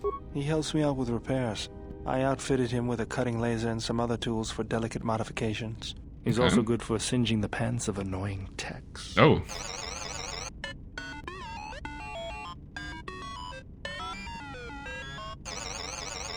I've been thinking about doing some other work on him, but I barely have time. Too busy fixing up the ship. Something else I can help you with? Yes. So, deep breath. Do I have all the lightsaber parts I'll need? Let me see what you have. That's everything. That's everything. All you need is a little quiet time with the workbench. What kind of lightsaber do you want to create? Well, okay, the game is asking us for a choice. So double-bladed or one-handed, and I think we dropped double-bladed lightsaber. We have it already, but for Barnabas, we Did we took dueling? I think we did took dueling. Or did we go two-weapon fighting? I don't really remember at this point. But one-handed lightsaber. One-handed lightsabers feels like a good starting point. So one-handed lightsaber. What color focusing crystal do you use? The focusing crystal can later be changed. Alright? So important decision, we need to choose a color. We can choose between green, violet, red and cyan. So if you have any preferences on the chat, just go ahead and write. We can either a number or a color. We can go with green, which is a classical color for Jedi Consulars. We can go with a violet, which, for example, Darth Revan used as his one of his lightsabers. We can go with red, which is, of course, the best one if we were representing the Sith. Or we can go with cyan, which is a very nice shade of blue. So, looking at the chat, Near Model says cyan, Asgal says 4, which is cyan. So yeah, let's go with cyan, 4. Alright. High five, yeah. And 2000 points and items received lightsaber. Woof, let's see. Let's first see if we can further upgrade it. Maybe, you know. There should be a... Is this the cyan? I think this is cyan. No. We can see... this one, defense bonus -1, but it can stun. Okay, not very interesting. This one gives more damage to droids and massive criticals. No, so not very cool. Crystals. Attack +1. Barnabas's crystal, okay. Barnabas' crystal is translucent. Does it give any stats at this point? Oh, it gives a lot of stats. This is nice. Charisma, Constitution, Dexterity, and Strength. Force resist +10. This is good. What do we have here? Attack +2, Wisdom +2. Wisdom +1 and Charisma +1. So this will give us 22. But if we go with this one, we also have Charisma. Yeah, let's go with Kasha. Crystal Kasha. Okay, so this is nice. And assemble. Okay. And let's just equip it and see how it looks like. Lightsaber. Okay, equipped. Close. And there we have it. Barnabas, the Space Wizard, has finally achieved his Space Wizard status of having a lightsaber. Come on, just have it for a moment. Having a lightsaber and having a rope and being able to use all the powers, and actually was titled a master by Visas. So, you know, this is like high life right now. We are out of the gutter. We are very strong. We're rich, you know. Good job, Barnabas. You have attained greatness, at least for this for this part of the game. You've attained greatness once again. You have a lightsaber. You can twirl it, like that. And yeah, it's pretty. You know, it's not like a full blue. It will be a lot darker. It is indeed kind of a cyanish, although I will leave that, the judgment to Near Model. She knows colors more than I do. So this probably is a cyan color, but I'm not sure. Okay, what should we do now with this power? We should make more friends, actually.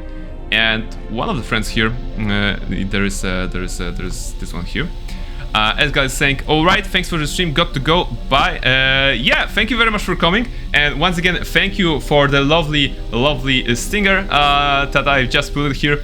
So I think it's cool, and I think I will be using it every time I can, so that the owl can just fly by and just brings a smile to someone's face. Thank you very much for coming, enjoy your evening, and I hope to see you next time. So take care. Alright.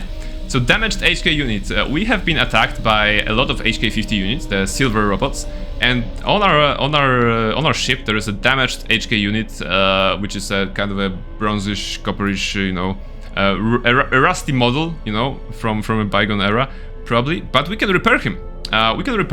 Barnabas actually has the repair skill. It's not like technically mechanically related at this point, but he has the repair skills, so it fits the narrative, of Barnabas once saving the space Roomba T3 and 4, who is riding somewhere there in the background, and now fixing this damaged HK unit.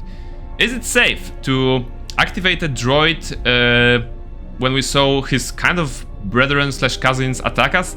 Well, we've been attacked by so many enemies or / friends at this point, everyone. that I'm fully expecting that he will, you know, explode in our face or just try to choke us. But let's see. He's corroded, and we can install the droid processor. You have successfully installed the droid processor. And we can reinforce the droid's damaged chassis with the one you have. So I'm gonna use that as well. You have installed the droid chassis. Very good. And what happens now? There's a low hum from within the droid and the sound of circuits sparking, restoring power throughout the droid's systems. Diagnostic. HK-47 HK-47. Running checks through primary systems.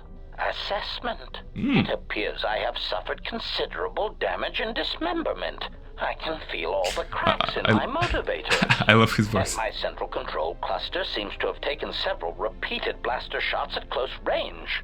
How crude. Alright, why were you in our storage hold? Actually, no, let's go with the third one. You look a lot like a series of droids that have attacked me. Answer. Oh, that is impossible, Master. If I were out to kill you, we would not be speaking. Oh, really? And you're such a good assassin? I am a unique model. Why, to think that there would be other versions of me would be unacceptable. Why to think there would be other versions of me would be unacceptable? Well, he thinks very highly of himself. I already like him, you know. So, you're an assassin droid? Recitation. Yes, as I said, I am an assassin droid. It is my primary function to burn holes through meat bags that you wish removed from the galaxy. Master, oh, how I hate that term. Oh, really? What, meat bag? Answer. No, Master. I said it again. Alright, so, yeah. Are you ready to serve me, droid? Answer. Yes, Master. HK-47 is ready to serve. HK-47 has joined your party. His few remaining assassination protocols allow him to do more damage to opponents with blasters and rifles. Alright, so we have a new friend. This has been crazy, you know. One attack on the settlers and we got 2 new party members. Several party members were angry at us, some of them were happy with us. But we have a new one, so... Query. Is there someone that you need killed, Let's learn a bit about him. This is a very interesting one. You can actually ask HK, do you know what love is? And he gives I think he gives a very nice nice answer. So maybe for later, I will save that. But no, you don't have to call me master. No. Okay.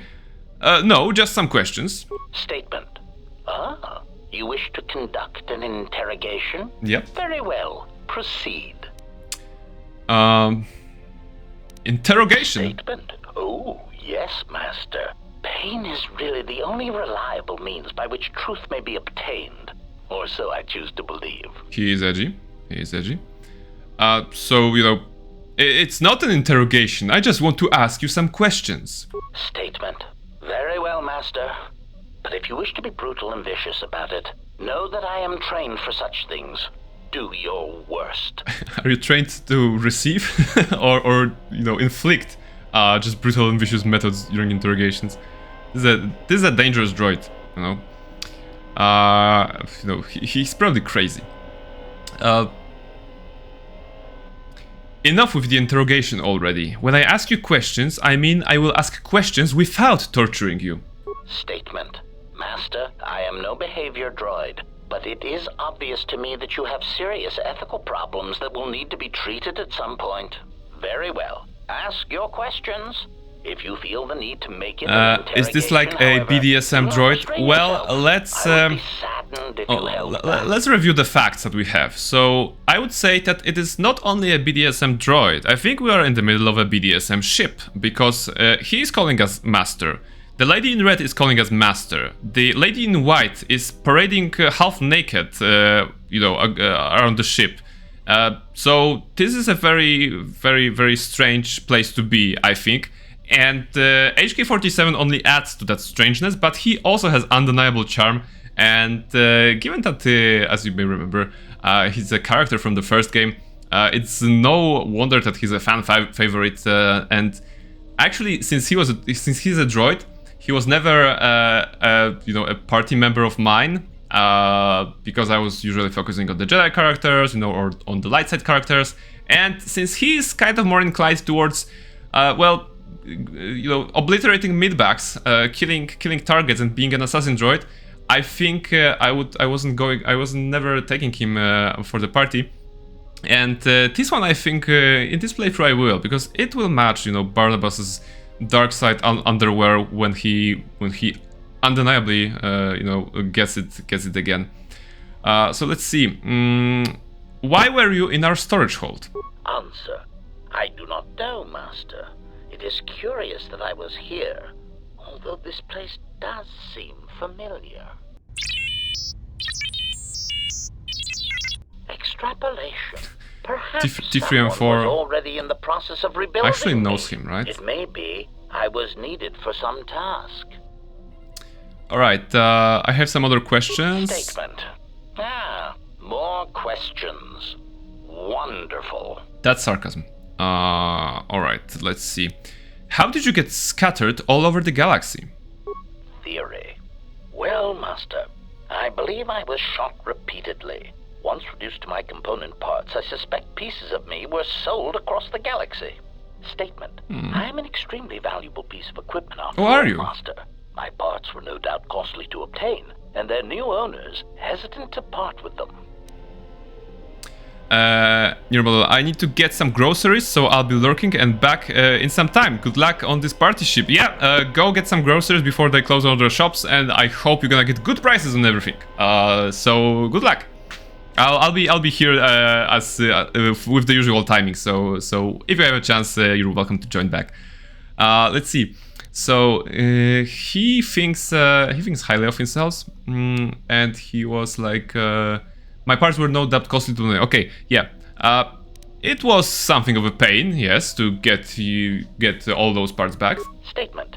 That is indeed unfortunate, Master. It is merely another thing my attacker will answer for.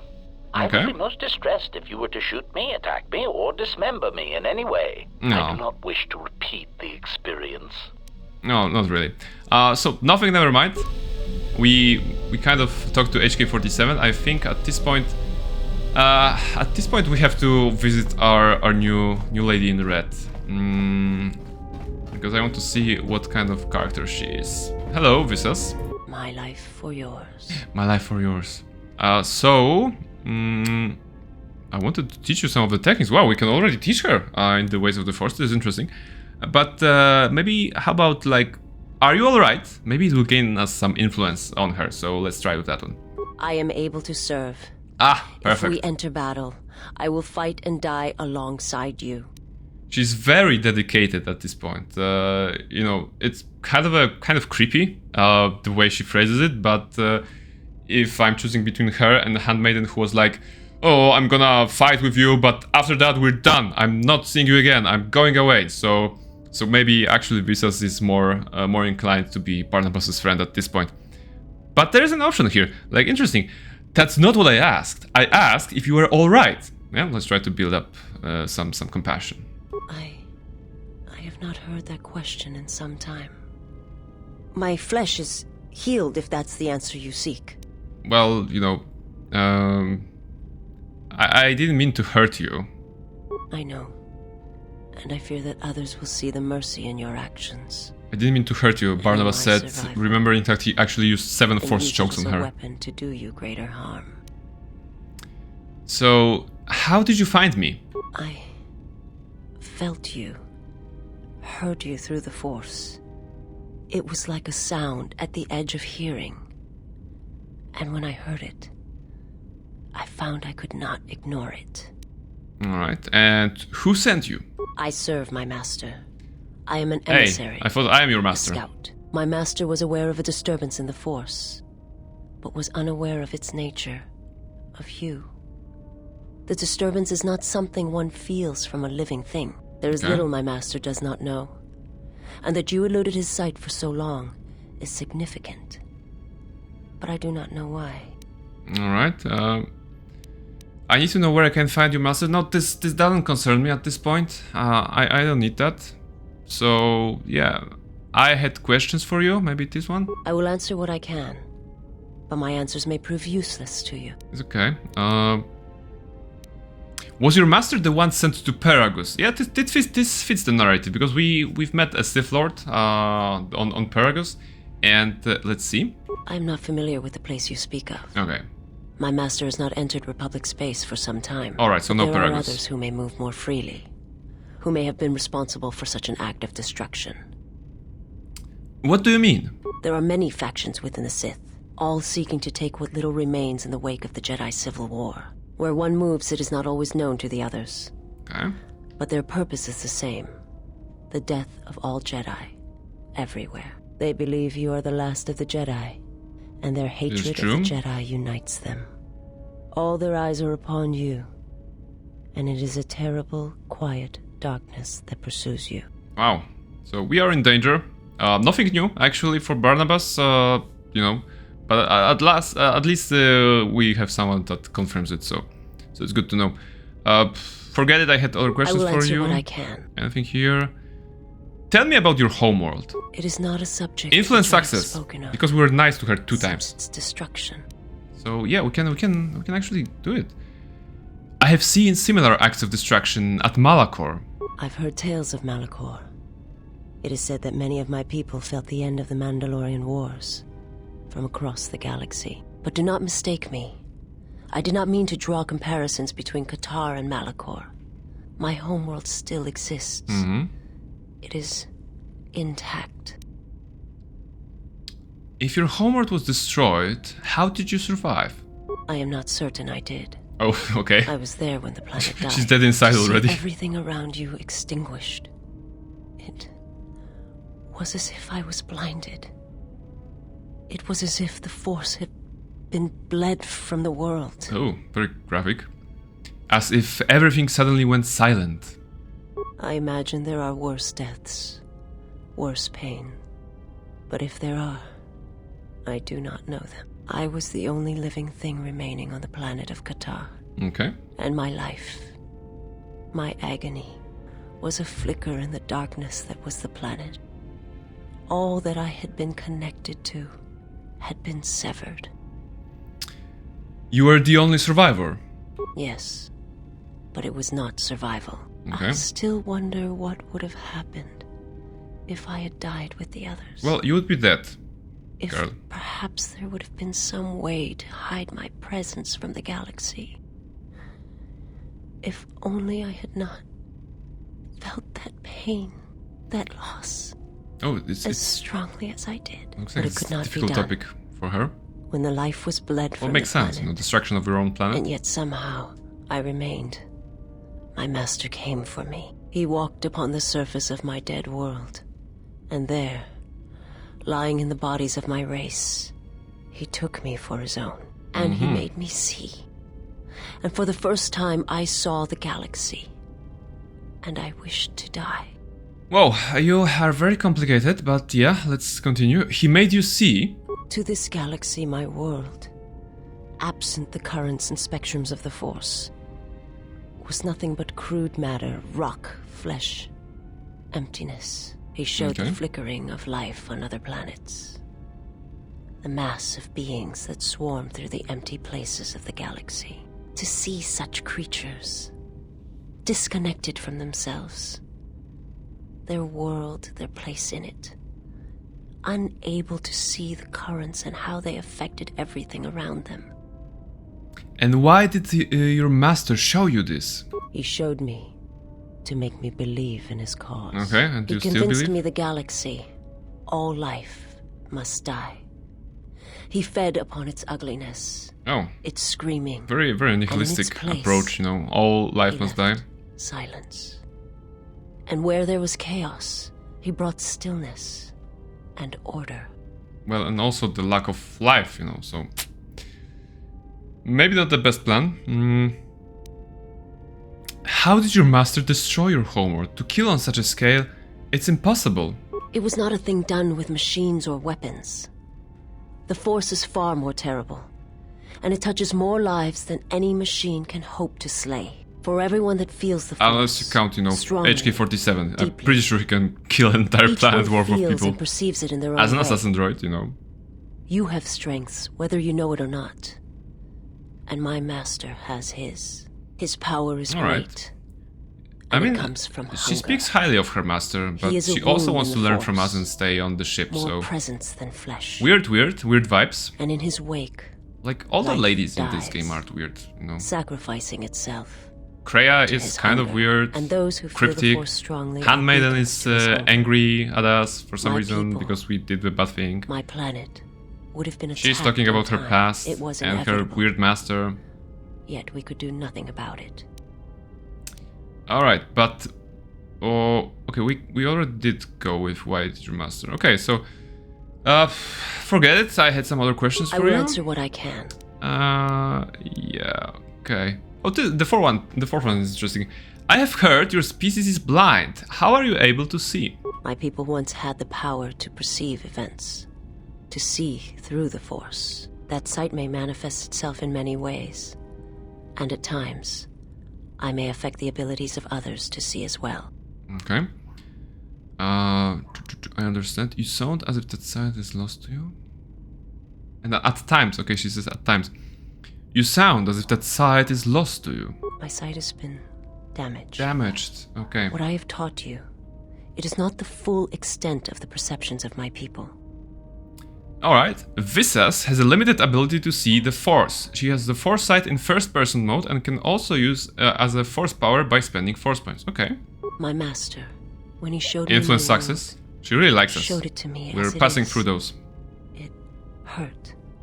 And since that moment, it has been difficult to perceive the Force as I once did. But after listen, your master was, I think, abusive. I feel that perhaps there was or toxic, you know. Hidden beneath at least. pain.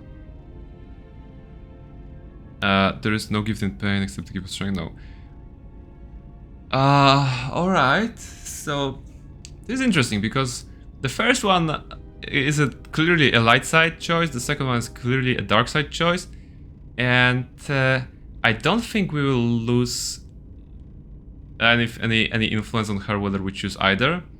So let's go with the second one. It will give us dark side points, but we maybe need that, you know, dark side swimsuit back again. So let's go with this one. There is no gift in pain except the gift of strength. Only when one suffers do certain truths become evident, both of the galaxy and of the self. I think she's agreeing with us. And I feel you are an example of this.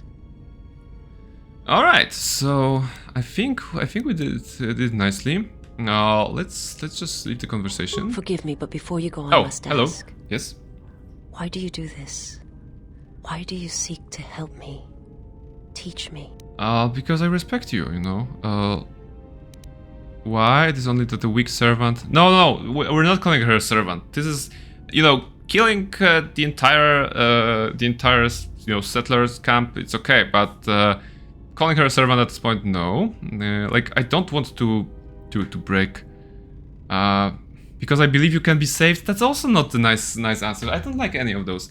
I think I'm gonna go with the second. I don't really know why. I try not to think about it. I don't want to sound like, you know, detached. But the third one is kind of... oh my goodness. It's easier to play a light side character or, you know, a character that I would always go dark side. And it's more difficult to play a character that I have to make choices, you know, based on the situation. But it's also more fun. So let's see. Does Barnabas believe that she can be saved? Well, maybe, yes. But the third option is very tempting, you know. I don't want to lose influence on her. And I'm not sure. I mean, I think she likes this place of power, right? Because she respected us even though we beat her. So maybe I mean, she is kind of dark side-ish because she spent a lot of time with her former master. So maybe the third one will be the correct answer. So yeah, let's tap into inner darkness again. Not very comfortable for me personally, but yeah, playthrough time. Why? It is only that the weak servant is no use at all. Surely the Sith has taught you that. I must warn you. If you weaken yourself for me, then it will kill you. Okay. Okay, so I gave the dark side kind, and now the light side would balance it out, right? Because to help another is not weakness, it is a strength to them both, and it makes sense, you know? Because the third option is like, I do not understand where your power over the dark side comes from. You are too even-tempered and submissive for my tastes. All right. Sorry that in your model you aren't here because you know the word submissive in the context of your question earlier whether there is a BDSM droid on board, well, gives ideas. But yeah, you have curious views for a Sith. This is a safe one, actually. There is more to the Sith than simply rage or slaughter. All right. There are many kinds of hate. Many kinds of hate. And all of them have the Interesting. call of the dark side in them. The galaxy is filled with many such evils, and rarely have I seen anything else. Okay.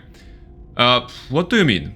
I remember little of my homeworld before I entered my I imagine Barnabas looking at the watch and like, oh, I'm spending so many time on this conversation. There is little left of such memories.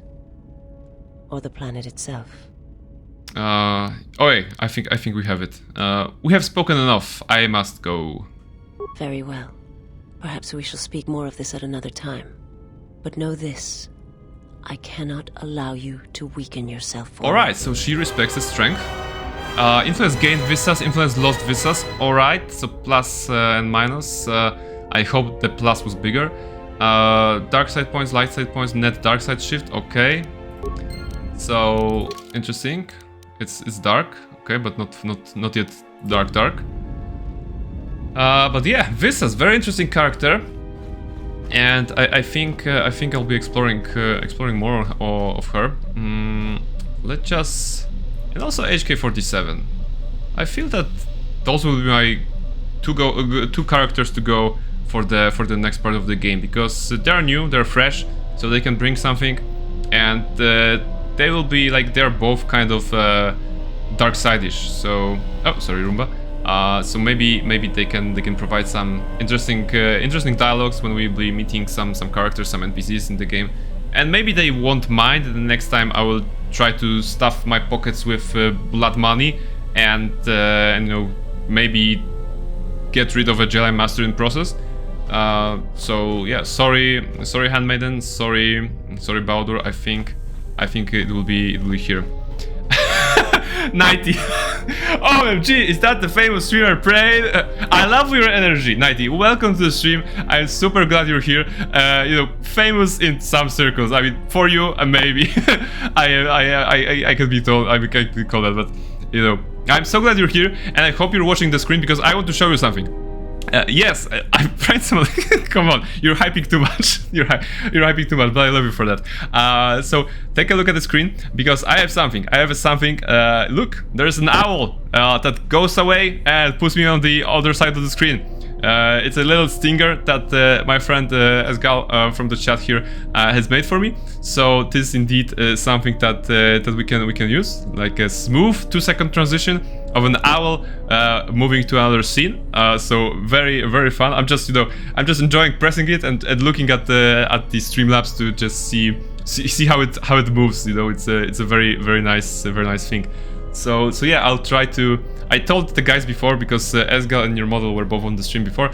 I told them that I'll be, you know, announcing the stinger to everyone on tonight's episode, and that I'll be just clicking it as many times as I can. So yeah, very cool, so professional, much wow.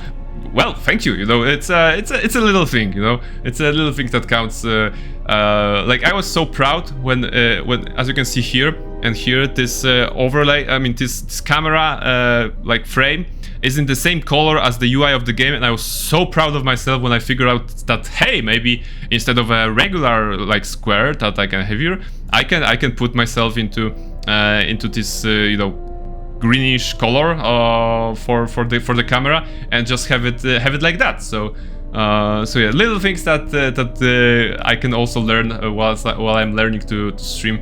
It's a thing that it's very enjoyable for me. So yeah, 90, quick recap. Barnabas is back in his robes. Barnabas has a lightsaber. We have a lightsaber, we have built a lightsaber. It's a lovely color of cyan. There are other colors to choose from, but the chat opted for cyan. So we are true space wizards again, with our robes. We have made friends. So a new friend is HK47. It's an assassin droid that was locked in a cargo hold here. We are now, you know, in the process of bringing him into the party. He's the same assassin droids, you know, kind of the same assassin droids that are assassinating us, trying to assassinate us throughout the galaxy. But he's friendly. He's very friendly. He's very sarcastic and very interesting character. He has a gun. Yes, he has a gun. He's very dangerous. Cyan not red, you're asking. Yes, you know, there was a couple of choices. Red, cyan, violet, and green, because those are the color crystals that we have for the lightsaber. And we have chosen the cyan, you know, because although Barnabas right now is kind of, you know, moving towards the dark side, he's not super dark side. So maybe red not yet. Although, you know, maybe red would be too obvious. You know, maybe we want to hide our Sithness throughout the galaxy and just have something other. You know, the blue, they will think we're Jedi, but we also, you know, we also force kill anyone who opposes us. So we'll be giving them mixed messages. We'll basically try to confuse the heck of everyone who we will meet. So right now we have another new party member. I spent a good chunk just before you came talking to her and trying to gain some influence points. This is Visas. She was sent kind of as an assassin by her master, and we defeated her. And she is now, you know, she kind of pledged her allegiance to us. And yeah, she will be teaching us like kind of the ways of the Sith. And there are new characters for the party, so I need to go through some level ups for them. Where Aton is a pilot, and he actually took very good care of Visas, because when we defeated her, it was like I was doing my stuff. I was just returning to the ship, and when I returned to the ship, I saw that everyone on the ship was unconscious, lying unconscious, and then I had to fight Visas because she kind of came in and defeated the company. And Aton was when she was recovering, because I didn't kill her, as you can see. As she was recovering in the medbay, Aton was there to be like, she will recover. I'll take care of her. So he's doing good. He's done a good job, I mean.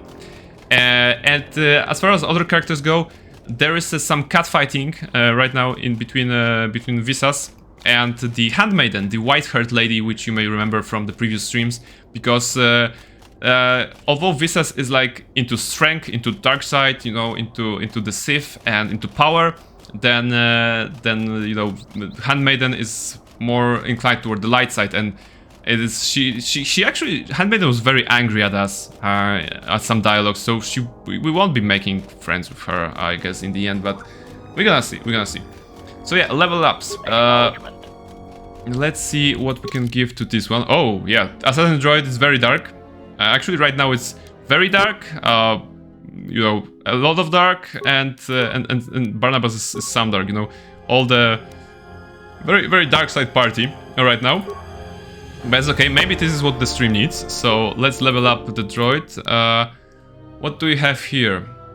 So okay, so oh, he actually has some skills that maybe we can use. Security, computer use, demolitions.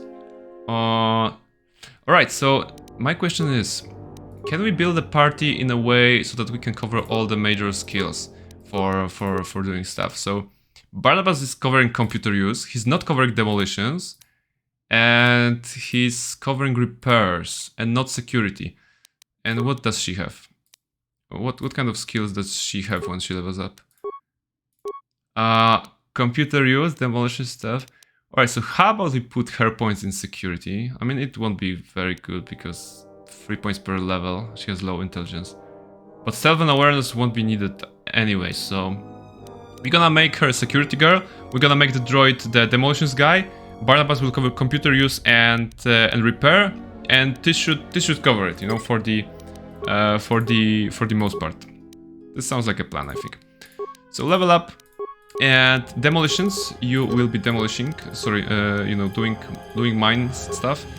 What attributes do you need, my guy? So I think dexterity, because you will be shooting. So this makes sense. Skills, more demolitions, please. Thank you. Accept. So for droids, there isn't a lot of. Oh, okay. So you've already moved to 12. Okay, and he has weapon focused blaster rifle. So we're gonna give him a specialization blaster rifle, and we need to remember to give him a nice blaster rifle, so that he can blast enemies away. He has a power shot already here, so this is good. Let's do level up again, and more demolitions, and maybe some awareness, just in case. Level up here, skills, demolitions, awareness, very good. You are a very strong droid. Modified assassin protocols, he got this feat. What is that? HK-47 have learned from his own experience developing into a more efficient termination program. When a critical hit is achieved, there's a 20% chance that extra damage equal to the 1/3 of the target's remaining life will be dealt. Alright, so it's it pays off to have a critical on him, right? So this one, because this one doubles the chance for the critical. So maybe we're gonna do a sniper shot. Yeah, okay. Blaster rifle with sniper shot. This sounds like an assassin droid. So maybe we can develop him that way. Skills. Again, level up here. So what is that? This feat increases the damage done with ranged weapon but +1. Okay, so there are 5 precise shots here, and this is like +8 to damage. This is nice. -10 penalty to deflect the blaster bolt, but he's not deflecting, you know.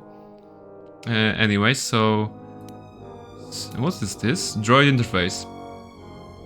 This feat gives the droid the ability to speak with other droids who don't speak a sentient language. Oh, interesting. I don't remember this feat at all, and whether or not it was useful, but maybe it will, you know? Maybe I should take it. For some reason, it calls to me, you know? This is all about combat, but this feels like this one of those options that you have in the video game that doesn't look very strong, but may prove useful in the future. For example, the great example here is the pet pal talent in the Larian Divinity Original Sin games. You know, pet pal, it tells you that you can talk with animals, and you're like, oh, okay, I'm gonna talk with animals. And it turns out that in Larian games, pets and animals are like huge part of it. And when I first saw that how many lines of dialogue were written for the pets, I was like blown away, because in the first Divinity Original Sin, it was like there was a crypt of some sort, and you could explore that crypt, of course. But there was a rat like scurrying around, and you could talk to this rat, and this rat would actually give you a hint on the traps in the dungeon, the crypt, or like tell you about the secret passage, something like that. So it actually added some real good content, and maybe this will be the case here. I don't know, because I literally don't remember ever taking this feat or using it, but something tells me I should probably take it. Yeah, so I'm gonna take it.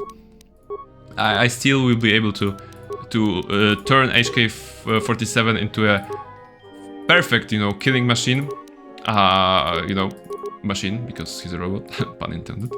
Alright, so let's for level 14. This is good. We're gonna need to give him a nice blaster. But first, let's level up Visas. She's a Jedi Sentinel. So Jedi Sentinels are the balanced ones between the fighty Guardians and casty Counselors. Let's see what she has. So skills, we established that she'll be taking care of security. Okay, security. That's good. She already has a 2-weapon fighting, right? So that means the game wants us to give her either 2 swords, 2 weapons, or a, you know, 2-handed weapon. Sorry, 2-sided weapon. So let's improve that. Yeah, okay, sounds good. Powers, what does she have? She has a bit of a dark side powers here. Okay. And some maybe universal. So for fighting, what is good for fighting? So without Kreia, we don't have all of those actually, but I don't want to put those on Visas because it kind of feels wrong. Those are great support powers, but they are mostly light side, so it doesn't fit the team, I think. Maybe is there something that she should take that Barnabas doesn't have? No, let's go universal actually. Let's go burst of speed. This will be useful always. So this is nice. Recommended dexterity. Okay, but why? What's your plan on this character? Dexterity 18. Okay, so probably she's gonna have to do some damage with her lightsaber. Okay, note to self: we need to give her the weapon finesse lightsabers if she doesn't already have it, so she can actually use that dexterity modifier. Okay, let's see. Slow. This is nice. We can go slow. We're not in a rush. We can go like that. More points to security. And feet. Does she have the finesse? Weapon focus. Weapon finesse. It's like here. Finesse lightsabers. Yes, the character can add either dexterity or strength to the chance to hit, whichever is higher. And she has strength 12, so +1 modifier, and dexterity at 19, so +4 already. So it will improve that. It will improve her, you know. But finesse lightsabers. Definitely not be confused with finesse melee weapons. She won't be using melee weapons. She should be using the lightsaber. Burst of speed again. This is good. Accept, level up. Lots of leveling up. That what happens when you get a new character for the party. So in just a second we'll be out of that. Affliction. Let's go with affliction. Level up, skills, more security, good. Oh, okay, we maxed out security. 14th is good. What's the next choice? Awareness. Awareness, I guess. Powers.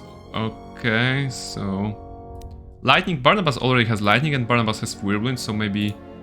Okay, Barnabas also has kills, so this will be repeating. But drain force. This is interesting. Maybe drain force. Yeah, I'm gonna go with drain force. Level up dexterity again. Skills, security, and awareness, and more awareness. That's good. And going back to feats, it's 2-weapon fighting. Yeah, master 2-weapon fighting. Powers.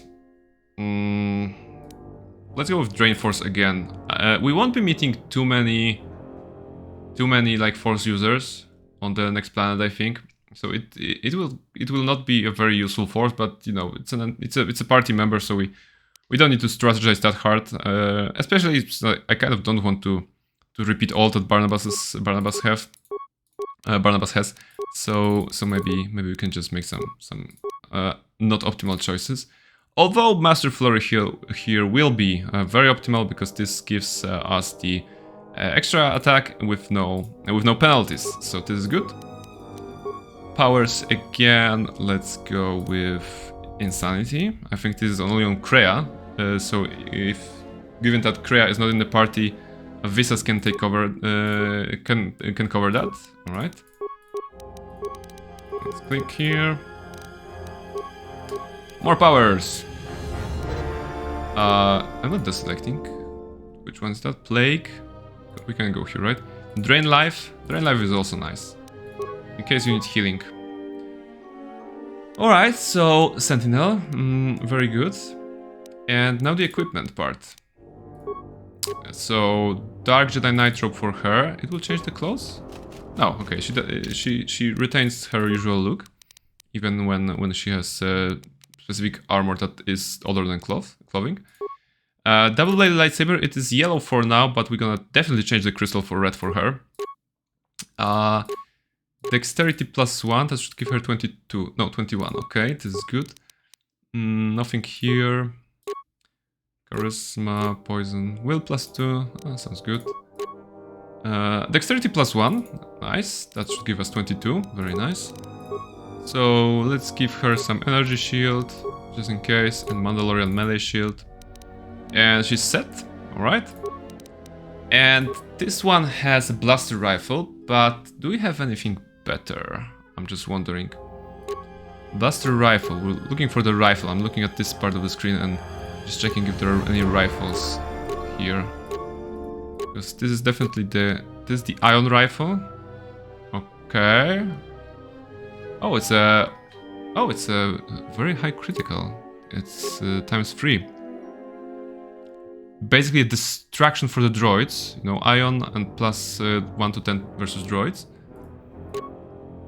Oh, it's even better, you know, Botan droid disruptor and Varpine droid disruptor. Oh, okay, so this is basically a droid killer weapon. It's interesting. Disruptor 1 to 10. Blaster rifle, a lot of blaster rifles. Okay, mining lasers, no. Carbine, no. I'm looking for those that are upgradable because I want to put some stuff inside of those. So, preferably I would like something that has that gives me the ability to get better criticals.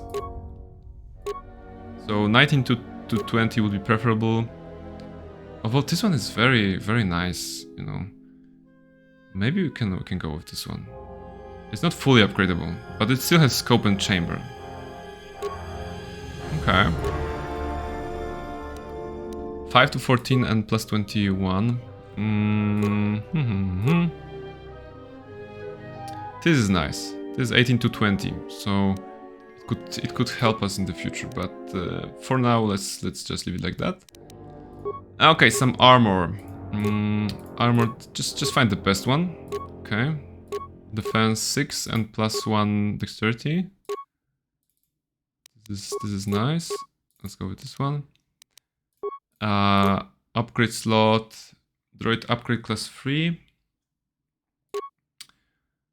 Modifier. Attack modifier +2 versus droid. Wow, you can literally make a droid killer out of him. Surveillance upgrade. Awareness and demolitions. This is nice. He's dealing with demolitions anyway. Dexterity +3. Wow. Nice. This is interesting. Dexterity +2 and reflex. Yeah, it is better. Repair +4. Dexterity +1. Interesting. Dexterity +2. And this is defense bonus. Okay, so let's go with this one.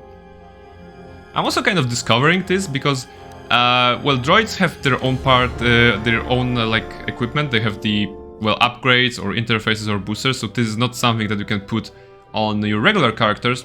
And since droids were never really strong core of my parties when I was playing, I could never explore those items and see them. So this is like a discovery for me right now. So they also have shields, like, okay, let's go with this shield, I guess. They have like special attacks. Toxin emitter. Oh, save DC 10. Come on, this is 3.5. I mean 3.0. DC 10 is nothing. DC 20 to negate stun. This is nice. Neural scrambler, maybe. 20 damage. I don't know. On hit, stun 100% for 12 seconds. Wow. But this is for droids or? No. Okay. Okay, let's go with this one. Alright, so right now we need to go back to the ship, change the color of this lightsaber, improve the weapons that we have, and then we will be on our way to the next planet. Unless, you know, 10 dialogues will activate now. Yeah. What do you mean, Pazak? What, again? This is Ronto Scrag. What house rule says I have to go first? It looks like Aton is playing Pazak with T3 and 4. You aren't cheating. Warning, if you draw another +/-1 card, I will enact assassination protocols. This droid is cleaning me out. Aton cool glasses. Yeah, I was looking for something to put on Aton to improve his stats, because at the beginning of the stream we were assaulting the settler base, and I was trying to, you know, just give him the best equipment I have, and it turned out those were the best in slot for him at that time. So it was actually suggested here on the stream that he's like holding a VR set, you know, and he's busy with doing VR stuff and not helping us. So let's see. Okay, they're asking, what are you playing? Barnabas, you know what they are playing. They're playing Pazak, but yeah, let's ask. What are you playing? Pazak. Well, I'm playing. It's cheating. Okay.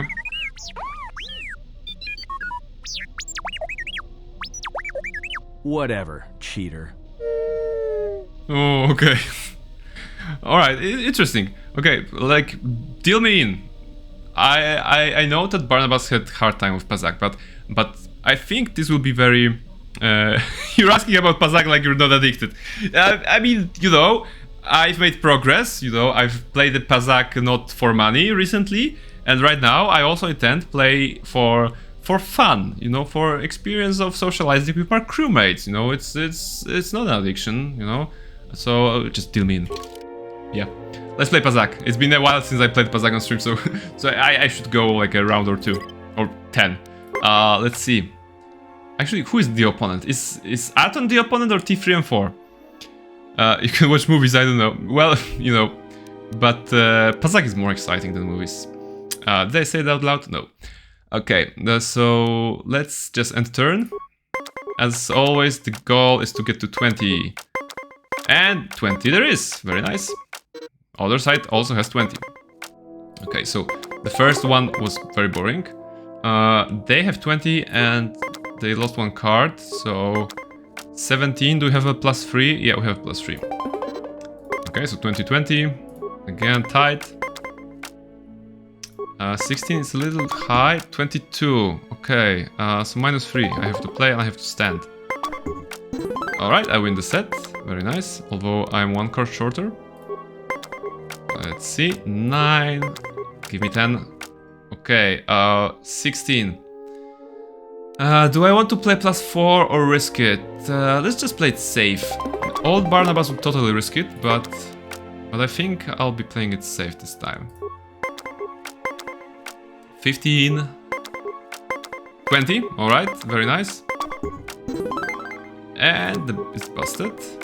So now I have 1 -4 and only 1 round to win. They have 3 rounds to win, so we are in the lead. Very strong lead. 6. Very nice. 16. Yeah, I should get 1 more card. It will put me over 20, I think, but I have to risk it. Yeah, 22. The best I can do is 18. Will it be enough? I hope it will be enough. Ah, they got 19. Oh, come on, guys. Alright, so no cards. They have 1 card. So let's just try to get as close to 20 as possible without going over. Okay, they have 17. I have 12. I think I can do better. Okay, I did better. I got 6 in the last card and I got 18. I have defeated my opponent. You were right. There is no defeat in admitting such All right, a thing. and now the cutscene is going anywhere. Patiently, our time will come. You are not to blame, Servant of Atris. So, you only wished what was Nighty, best if you're watching, I should probably explain why the other lady is in the underwear. Yeah, why other lady is naked. I feel that there is a lesson in such a thing. Perhaps you might have done more. There is this thing. Handmaiden is a warrior at heart. You know, she has been taught the Echani fighting techniques, and she like practices the combat, the hand-to-hand combat on the ship. And she actually invited us to practice with her. And apparently the rule was like no lightsabers, no vibroblades, no blasters, no items, no force powers, no nothing. And we were like, also no clothes. And she was like, well, the clothes restrict your movement during the combat, so you probably, during this part of the training exercise, you probably shouldn't wear them. And we indeed stripped naked for her, and she did the same for us. The unfortunate part is that the game doesn't really, you know, put her clothes back on after the fight. So yeah, I didn't have a chance to give her something to wear, you know. Good work, game, good work. Yeah, you know, definitely. Also, there's a problem with her because she doesn't like us. The last time I was here, she was like, I don't know what to talk with you. I just want to say if that's the case. There is nothing for us to discuss. Leave me alone. Yes, she's very angry at us. And so, yeah. not very friendly. Alright, so, okay, going back to the alignment chart, I think we should actually earn a bit more dark side points, because there is a system in this game of prestige classes, and the prestige classes are only available to characters who are level 15 or higher, and have attained a considerable amount of alignment points towards either light side or dark side. So we have to be either super good or super bad to actually get the dialogue option for the prestige classes. It's a little bit weird because when you're playing a neutral character, you are never able to grab a prestige class. But I think we'll be trying to go dark, get the prestige class on level 15, and then maybe go back to the middle, unless we're gonna tumble down towards the clutches of darkness. We're gonna see. Okay, Night is suggesting maybe because she's cold from standing without you and without anything. Well, maybe. So, in the interest of being fair for the lady, in case she's cold, she's on the spaceship, so she may be cold. I'm just gonna go outside real quick. Give her armor back, to be absolute gentleman here. She was wearing which one? Flex heavy armor? Yeah, flex heavy armor, I think. And she was holding handmaiden staff, and she had some things here. Yeah, defense +3, nothing here. Shield and melee shield. So melee shield. Okay. Okay, she's back. Hey, and your model is back on chat. Welcome back. I hope you had a nice time buying your groceries and you bought everything you needed and that everything was there. Another dialogue. Every time I go into the ship, there's some cutscene or a dialogue or something. Oh, the robots are talking. This is gonna be nice. Statement. My memory core has suffered some damage. Statement. Yet somehow, a gap in my circuits makes me feel as if I should remember you. Statement. This is all the more important since during my routine inspection of all potential escape routes from this vessel, I made an interesting discovery. Observation. The navicomputer is voice-locked. As a consequence, you are now responsible for course corrections and astrogation. Statement. That is indeed a great burden. It also raises many questions. Query. Why would someone lock the navicomputer? Answer. Presumably to hide where one has been. Statement. Yeah. I believe you've been somewhere. Somewhere you wish to keep hidden. So yeah, HK47 wanted to see where the Ebon Hawk was before, because the navicomputer is locked. And apparently T3 and 4, locked some places out of the navicomputer memory so that it's impossible to know where the ship was before. And it makes sense because the ship previously belonged to Revan in the first game, and he probably would like to not be discovered like here. A nice lady tried to sell me 1 nectarine as 1 kilogram of peaches, and I was like, excuse me, how much? Well, maybe it was a very big nectarine, like huge nectarine, that would be equivalent of 1 kilogram of peaches. But I don't believe, But if it was, it would be very cool. It would be very cool to have it like that. So what can we do? Like I said, prestige classes. So Barnabas should probably get some evil deeds again, and see what will happen. Nearball says, I think I would notice. Yeah, I think you would. The big peach, you would notice. Makes sense. But the big nectarine, sorry. Alright, so the situation right now here is that we have completed the first planet. We have the ongoing quest of the Lost Jedi, of finding more Jedi dudes or dudettes that are scattered across the galaxy and hiding from the Sith. We found one and we killed him. So we're gonna find more and maybe kill them. But basically we need to choose another planet, next planet for our characters to go. And we have a couple of choices. Telos, we've already been there.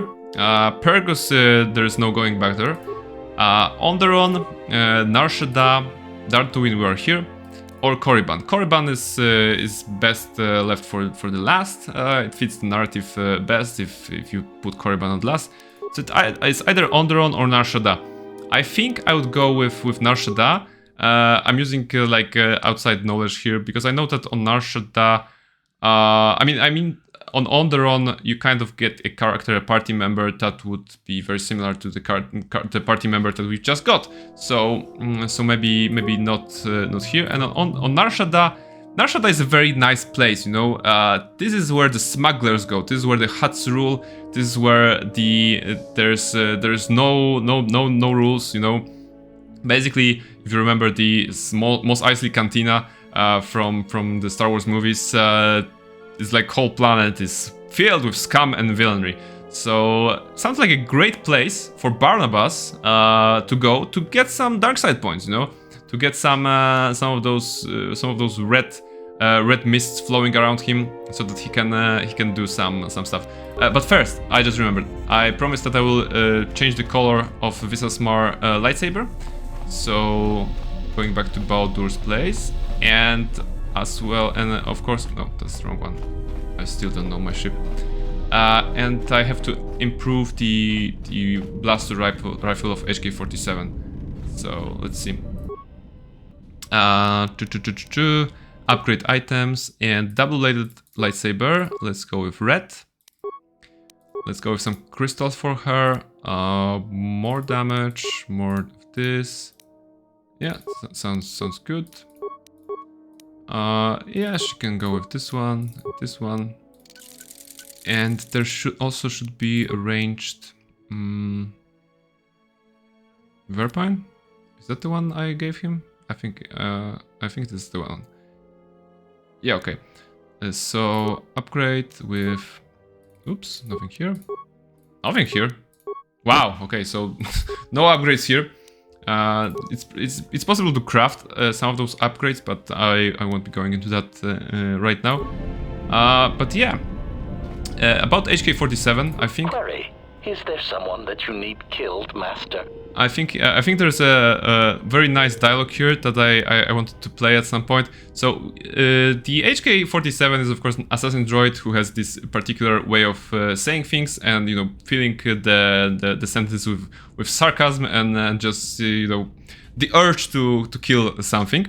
But there's a question for HK. Do you know what love is? And I think we can ask him right now. I don't think that's relevant. That's reliant on influence on him. So maybe we can ask him. HK, do you know what love is? Answer: many organic meatbags find that question difficult to answer, Master. But I believe I can provide you with a satisfactory definition. Definition: love is making a shot to the knees of a target 120 kilometers away using an Aerotech sniper rifle with a tri-light scope. Yeah, so this is what love is. Let that be a lesson. You know what love is? Love is making a shot to the knees of a target 120 kilometers away using an Aerotech sniper rifle with a tri-light scope.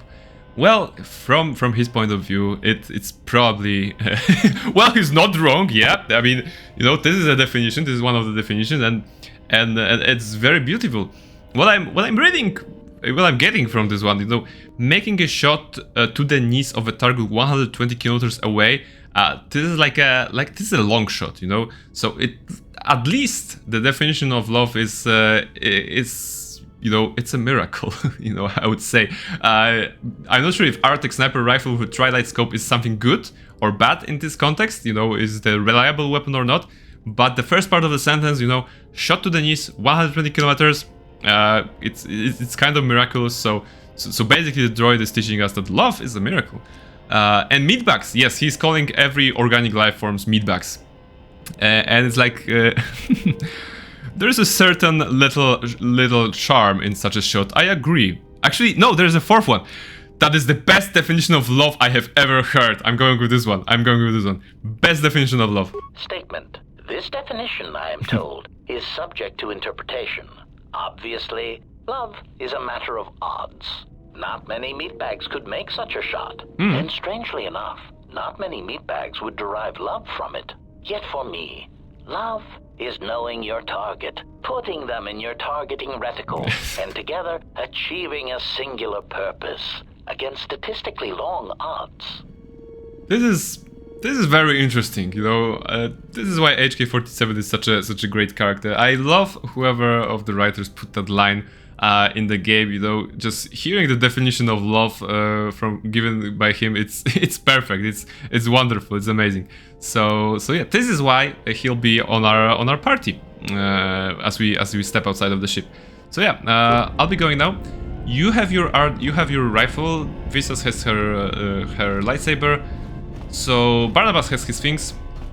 So finally, we can leave Dantooine and go to the next place. We are going to Nar Shaddaa, to the moon of smugglers. Let's see. Nar Shaddaa, here we go. Let's see. Let's just give it the time to load. Well, here we are. Yeah. The smuggler's moon. Smuggler's moon. The gaping maw of Nal Hutta, swallowing all the cargo and spaceport thugs the galaxy has to offer. Mandalorians, mercenaries, war veterans, and pilots from the Mandalorian Wars and the Jedi Civil War ended up on Nar Shaddaa, from all sides of the conflict. When the last war ended, there was no place left for them to go. Nar Shaddaa's a rough place and easy to get lost in. Or for someone to get lost. If we wanted to keep out of sight from the Sith for a while, you couldn't pick a better spot. No, okay. So, how hard would it be to find a Jedi here? It won't be easy. There's so much traffic on Nar Shaddaa. Finding anyone on the moon's surface is going to be hard. We're going to touch down in the refugee sector. There's a lot more traffic there, and it's harder for people to spot you coming in. Or find you once you arrive. Awareness option. You sound like you've been here before, Aton. Anyone flying the Star Lanes has docked on Nar Shaddaa at least once. I wouldn't want to live there, and I doubt anyone does by choice. Alright, let's see. Anything interesting? How hard it will be to hide here? Shouldn't be too hard. There's so much traffic on Nar Shaddaa, finding anyone on the moon's surface is going to be hard. We're going to touch down in the refugee sector. Oh, okay. So this is already here. Alright, so what's the refugee sector again? Well, not everyone who came to Nar Shaddaa were soldiers. A lot of worlds were destroyed by the Mandalorians and the Jedi. Left a lot of people wandering the galaxy. Alright, so let's go with the last option. I've plotted a course for the refugee sector and we should touch down within the hour. Once we're down, we should finally be able to breathe easy. There's no way anyone's gonna find us here. Well, Aton, remember that you've been to jail like 4 times. Oh, interesting. Did the game crash? Oh. Let's see. Oh, no, okay, I think it's just loading. Oh, interesting. Alright, it's moving forward. It's a cutscene. It has a trouble loading this cutscene. Black ball is floating.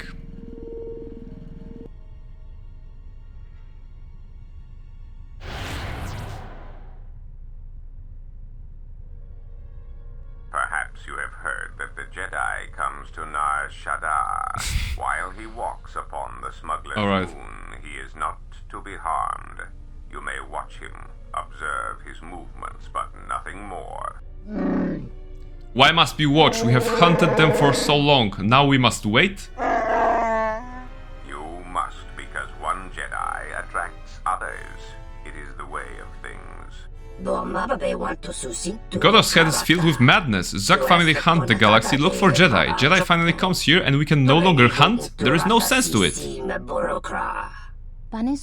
If you wish to leave, you should respect KotOR's wishes. The handsome Jedi has run for years. He will not stay on this moon forever.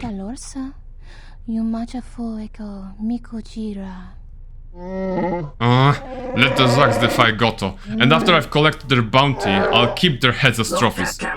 You best leave threats unspoken, Hanhar. You were carried far from the world of trees, maybe too far. I heard you not even collect life depths from the little red-maned human female. She made fool of you twice. If she had crossed Zuks, she would be very dead now.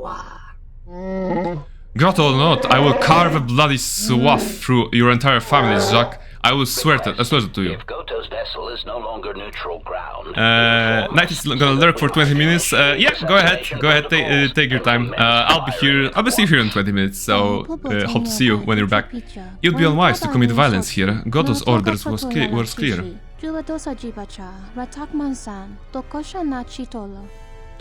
We are not to harm the handsome Jedi while he walks on Nar Shaddaa. Handsome Jedi, she's talking about us? Barnabas is handsome. Unless we are attacked first, we are permitted to defend ourselves.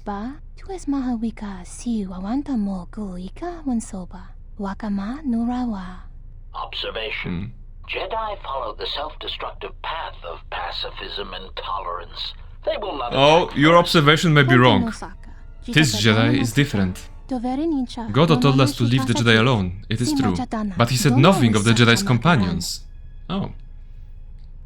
Alright, so this is another one of those cutscenes that we as a player see, but... the beautiful stench and decay of desperate living. The Barnabas doesn't. Moon, it teems with life. It is difficult to center oneself. Never have I been to a place so alive with the Force, yet so dead to it. The contrast is like a blade. Our party Welcome is all out. To Nar Shaddaa.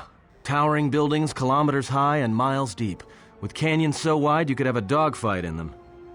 Word of warning, watch where you step, or you'll fall for hours. Alright. The Ebon Hawk looks a little exposed. Maybe a little, but landing here means we didn't have to transmit our ID signature. You know what trouble that always brings. Smart. In fact, while we're here, we should get those signatures changed. Wouldn't make us such a target when we enter a new system. Smart, okay. Any problems with the docking authorities? No, but I forgot to tell them we were landing. Oh, the refugee sector's a dead zone. No one cares too much who flies in and out of here as long as they're not carrying cargo that the Exchange or the Hutts might want a piece of. Alright. Are we going to be okay on this landing pad? Sure. Most of the landing pads around here are unclaimed, or should be. They're pretty badly maintained, so they're not safe to land on. Well, I mean, not this one. But they all have the reputation, so we should be At all least right. Aton brought us somewhere, I you know. think. It's safe. Alright, then let's move on. Alright then, let's move out. Where are we headed exactly? It does not matter where we go. If what we seek is here, we shall come upon it in due time. Yes, yeah, if you want to stay on the ship and meditate some more, don't let us stop you. Alright, yeah, actually, he's right. Alright, so... what is here? Okay, so the name of the target... sorry, the name of the Jedi that we were looking for is Zeskael. Right? Zeskael, okay. If Zeskael is here, I want to fight him. Did I say fight? I wanted to find. I want to find him. Okay, let's go. Finding a Jedi, or anyone else touched by the Force here, will be difficult. The mass of people, the rush of their emotions. It makes detection difficult. Okay. But this moon does not get any smaller while we wait.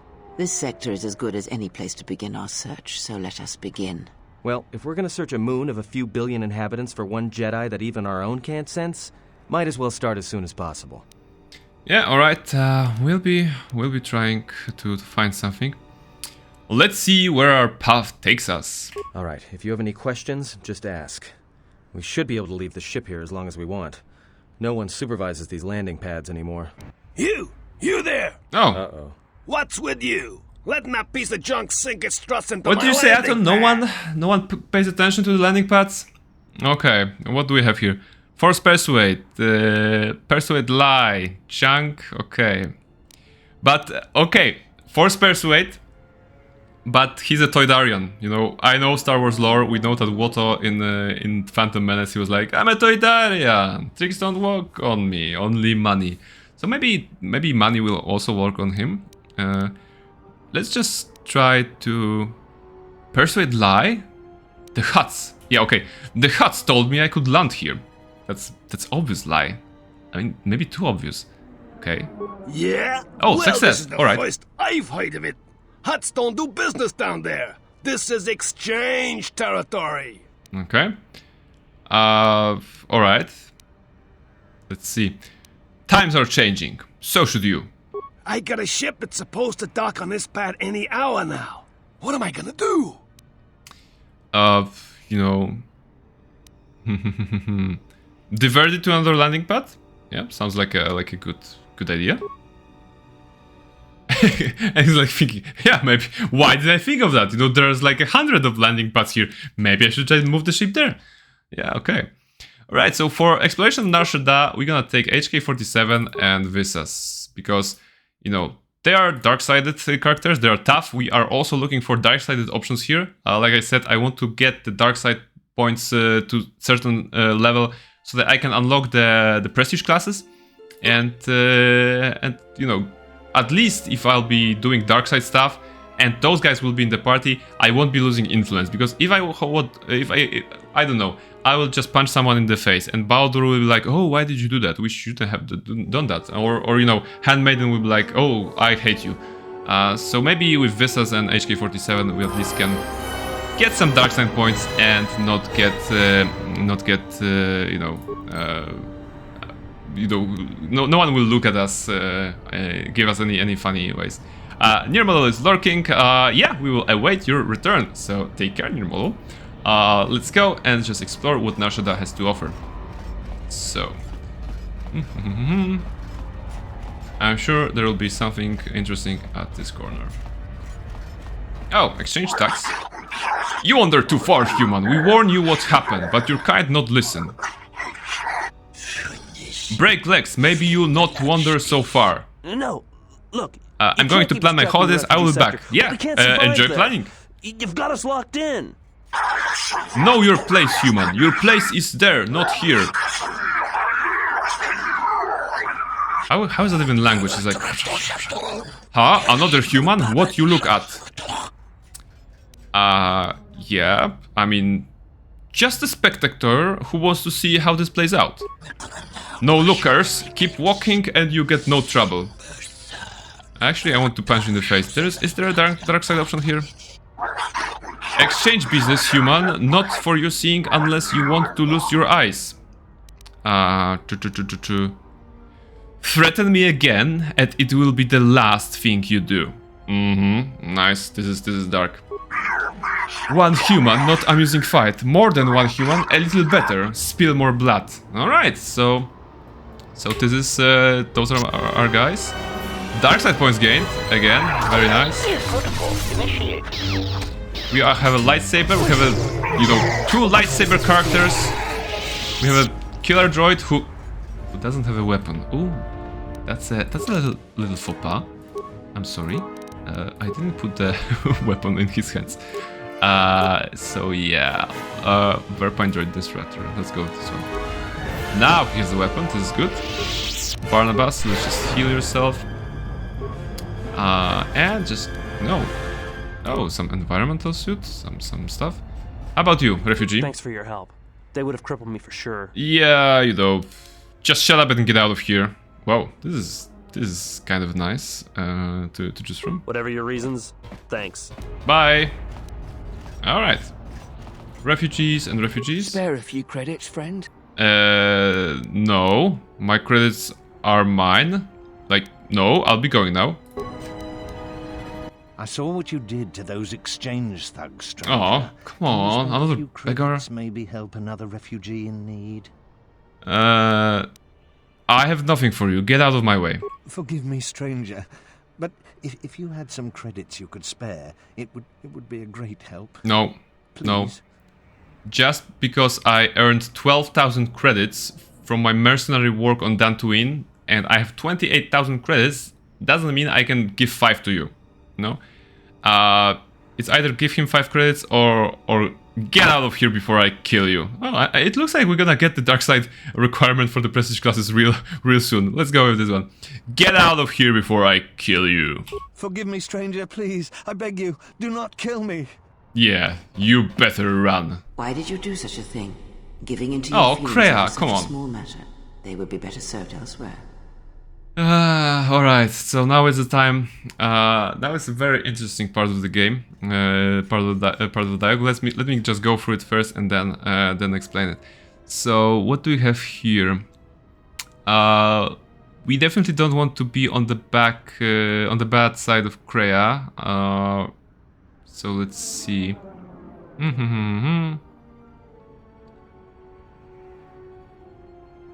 My feelings serve no one but myself, but even that provides no satisfaction. Yeah, let's try with this one. And what would you rather do? What would you rather do? I command the force. I have no patience. No. I wish the path to power, yet all paths show me examples of weakness. It is difficult to exercise my power. Okay, insignificance. I command the force. Yeah, let's go with the third one. I wish the path to power, yet all paths show me examples of weakness.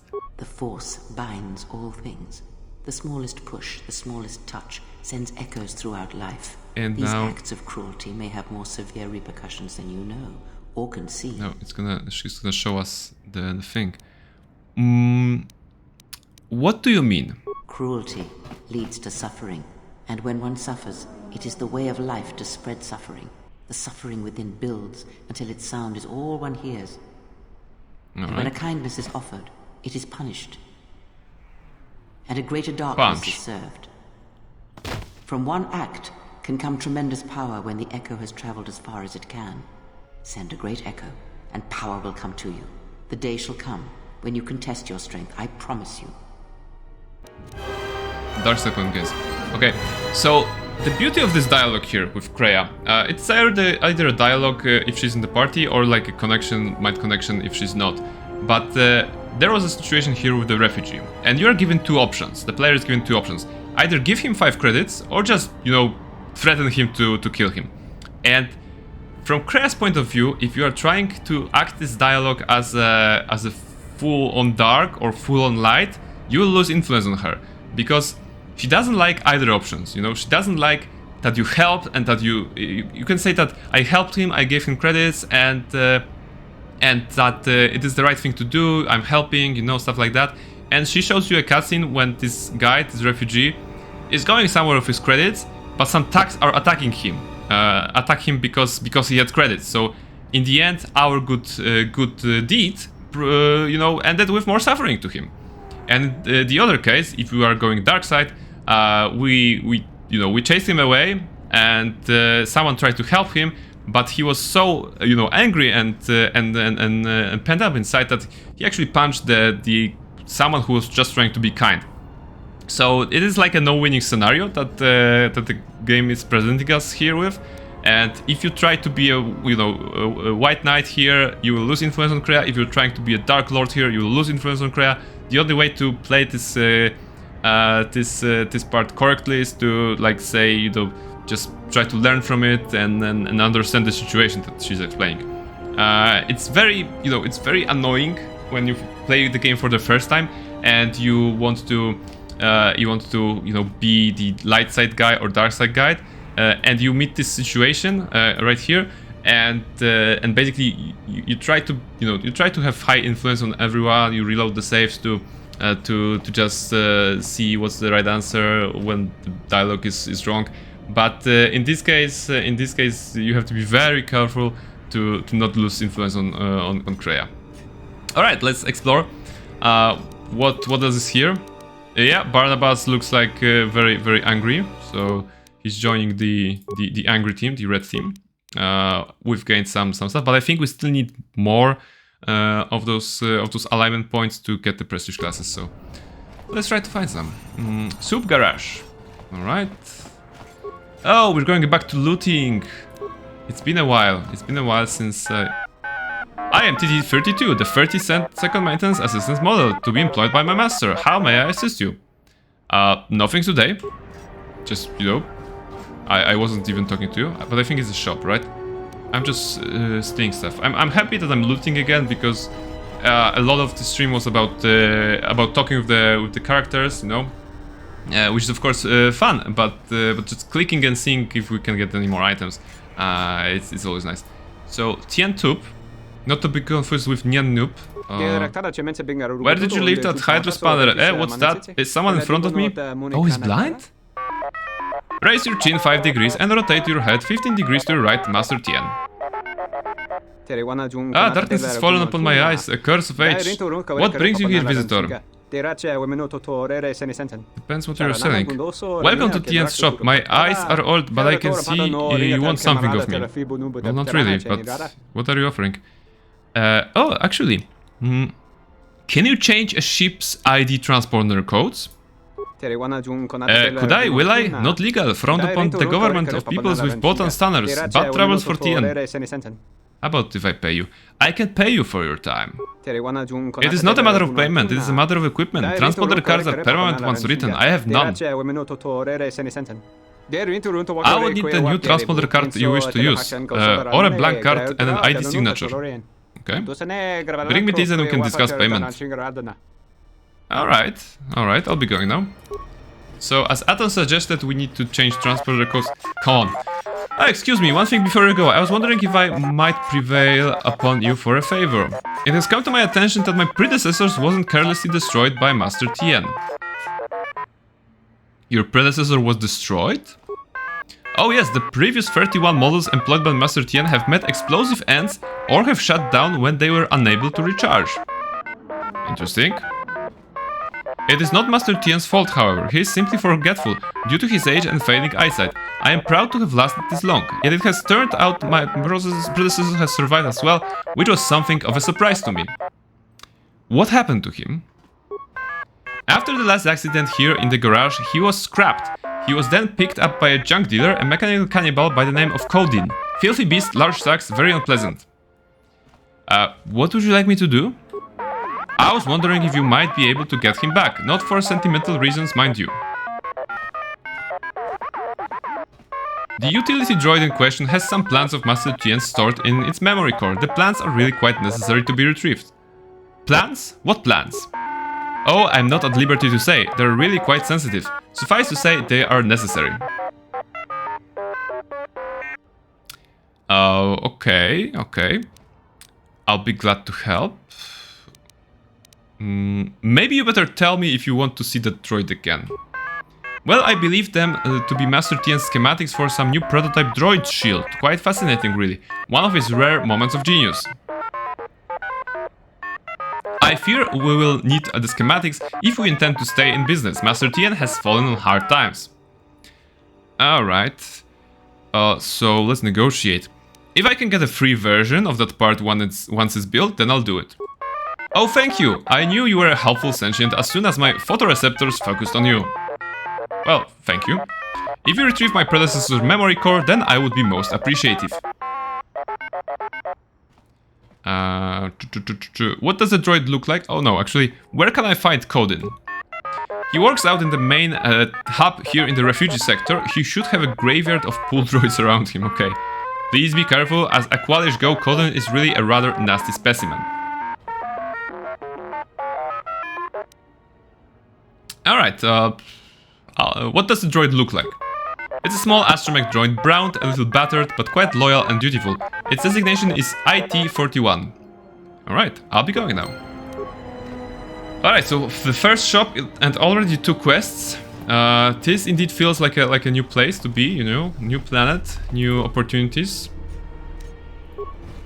So it's gonna take a while before we explore it. I mean, Dantooine we did pretty much on a single stream, aside from the last part of the Kunda, and the follow-ups were also pretty long. But I don't think this one will let us to just, you know, storm through it. We need to slowly go and explore it. All right. Let's take a look. This is Nar Shaddaa. There are buildings here, you know. So, last planet was all about some green valleys and ruins of architecture, you know, of architectural kind. And this part is, you know, the city. You know, let's imagine it's a bustling city where there are actually crowds, but of course, the game wouldn't be able to render it. There are skyscrapers, and you know, there's no ruins here. Unless you count the ruin that is the society here in the refugee sector, or, you know, pretty much all of Nar Shaddaa. Crime lords, drugs, you know, extortions, gambling. They probably have everything here. Which means they have Pazak here, so it's gonna be a nice place. Let's just explore, just door after door. What are you doing in here? The guy is asking. Thought you could get off without paying your debt, Chano? Goto's fed up. He wants his credits. I don't know what you're talking about. You must be mistaken. What is this guy doing, like the human between them? Don't bother with the act, Chano. We both know that you haven't paid Goto a single credit yet. You must give him more time. I have those credits for Goto, I swear. Tell your boss I will have them. Barnabas, you must help me. How do you know? No, is that the... Oh, it's is it the one? Yes, it's the one. It's the guy from Telos. We did the we did the smuggling, the black market smuggling quest for him on Telos. He was like, he had a brother. You know, there was a little shop with two brothers. They were always quarreling, and in the end, we helped him escape Telos. And he's actually here. So let's see. Actually, let's try to help him. You know, he helped us a lot, gaining our initial credits when we were poor. When we were, you know, we didn't have many credits. He gave us a job. You know, he gave us a job. This job involves stealing from the medical center and from the Itorian compound, and you know, a lot of, you know, questionable things. But we got money because of that. So he's a friend. He's a friend, right? We're gonna lie here. He paid his debt to Luxa. Luxa was the sexy lady from Telos that we kind of also killed. Now, why don't you gentlemen leave him alone? You're obviously mistaken. Goto never received any credits from him, and Goto doesn't make mistakes. Well, it looks like he's made one now. The mistake is yours. Now, you can leave us to do your business, or we can include you in it. It's your choice. So, yeah. Let's see, this is a goodbye. This is a goodbye. If you leave him alone, I'll pretend this like this never happened. Believe me, you'll wish you could. Very, very nice guy. So yeah.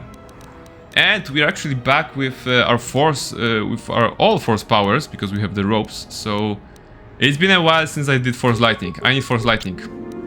Light side one gains, okay, because it's helping, I guess. More lightning. Nice zap. Visas, you have trouble going in. Alright, force lightning.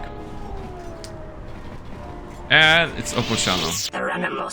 Oh, greetings, Barnabas. I would not have expected to meet you here on Nar Shaddaa. Why'd you come back here, Chano? I took the first flight from the Citadel station, and this is where I ended up. From the moment I stepped into the port, I remembered my love for Nar Shaddaa.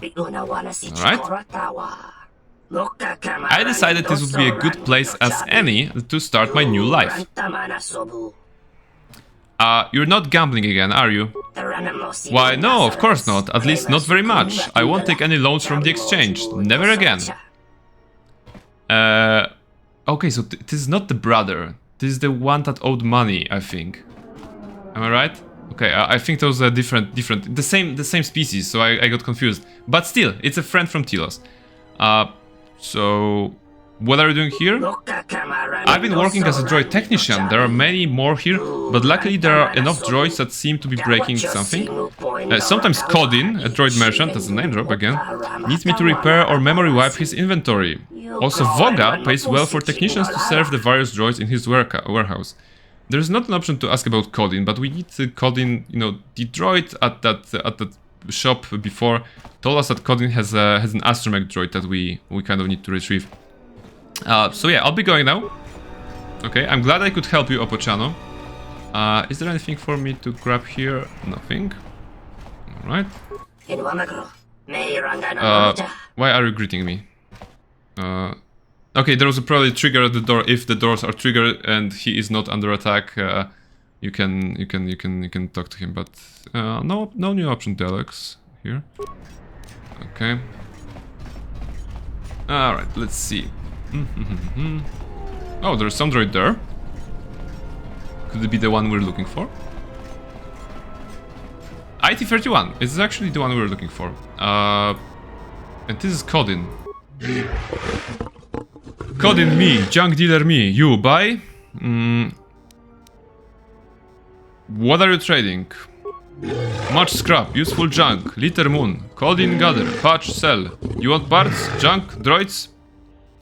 I'm looking for an astromech droid, IT-41, once belonged to Tien Tab. This is the one. No Tab droid, only Kodin droid. You seek Tab droid, go see Tab.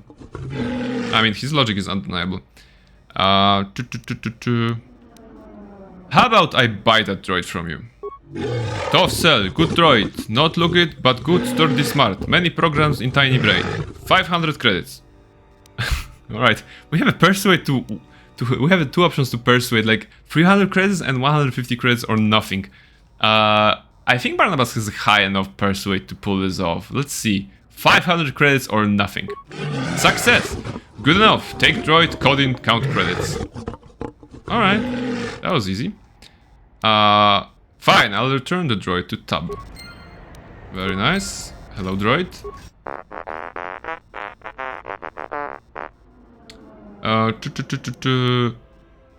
You don't look too good. Was the Batman like punching you? I negotiated your release. Did you? Really? Fantastic! Hooray! You're free to go. See you back at Tien's garage.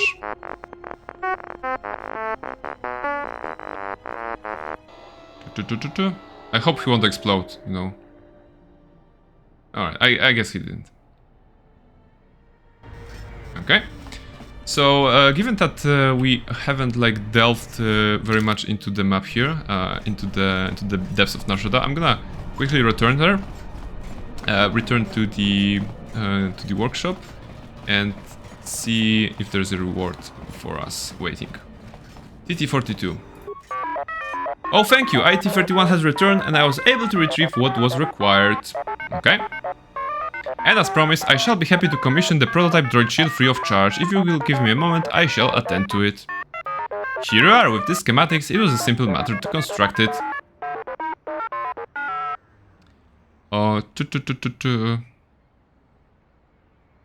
Okay, very well, I'll be going now. Droid renewable shield. Renewable? Is it something we can equip on HK? Yes, but...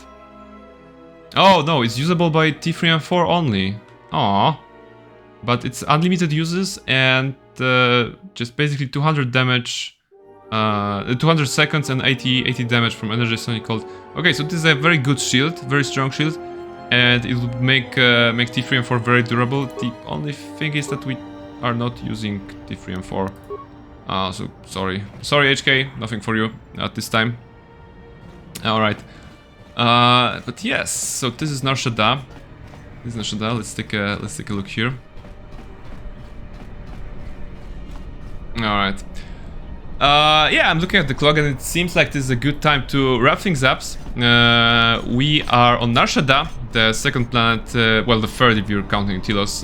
Second planet, I mean, where a Jedi Master may be hiding. Our job is to find the Jedi Masters and just ask whether or not we gonna do something. Wow, there's a new follower, Tuegnar. Okay, it disappeared right now. Wait, where is it? Tokihar. Am I reading this correctly? My friend, if you are on the chat, I would be very much. It would be very much appreciated if you help me with this one. Toninar. Okay, thank you very much, and welcome to the chat. I'm glad that you're enjoying the stream, and welcome, Tony. Okay, Tony Har. So yeah, I'm glad that you're enjoying the content, and I'm glad that you're enjoying those still adventures of Space Wizard Barnabas. Welcome to the chat, and of course, I'm gonna put you on the board of fame. So let me just quickly write your name as an appreciation for you being here. I'm just a beginner streamer, so this is pretty new to me, and every bit of such a generous gesture as following is very helpful. So. Thank you for that, and welcome to the Parliament of Owls that we are creating here. There are many owls already here, and you are joining. Are you familiar, by the way, with KotOR 2? Do you know this game well, or this is something that is also new for you? Let me know. And I'm just Tony Har, and this is it. And just today's date, which is 13th. 07/2023. All right. Yes, I love this game and I'm glad to be here. Yeah, I'm very happy to see that people are still remembering about KotOR 2. It's an old game, but I think it's fantastic game and it's worth playing many times. For me, it is a kind of like a dark side-ish playthrough, which is the first for me. So I'm enjoying some dark side forces and some choices for Barnabas that are not very good, and I hope this will keep it up. So yeah, welcome to the club. You are going to the board. By the board, I mean this fantastic board of the people who have supported me. There are many of those already, and I'm very grateful that you've chose to follow me, and I hope that you'll be joining my streams in the future as well. But guys, this will be all for today. So to sum up, we've discovered some places. We've gotten the lightsaber. I think this is the highlight of the stream. The lightsaber, the Jedi robes, and stuff like that. Tony says, I did my first dark side playthrough. Yeah, and did you enjoy it? Did you think it was better than the light side playthrough? If I assume that you did the light side playthrough as well, because personally I'm enjoying the dark side stuff here, which the options that I kind of skipped last time, the first time I was playing and the last time I was playing this game. So yeah, we did some stuff. We got the lightsaber, we got the ropes, we talked with so many characters. Like whenever I was going to Ebon Hawk, there was a cutscene playing, and after that cutscene there was another cutscene, and then the characters were talking to each other, and the family, the party members are in large quantities at this point. We can choose from many party members, so the game is really becoming very colorful here. And I think it will provide for some nice experiences. Nighty is back, but Nighty, we are actually wrapping things up, so I'm very glad that you could come back just in time. And Tony says it was fun, but it's so hard for me to choose many things.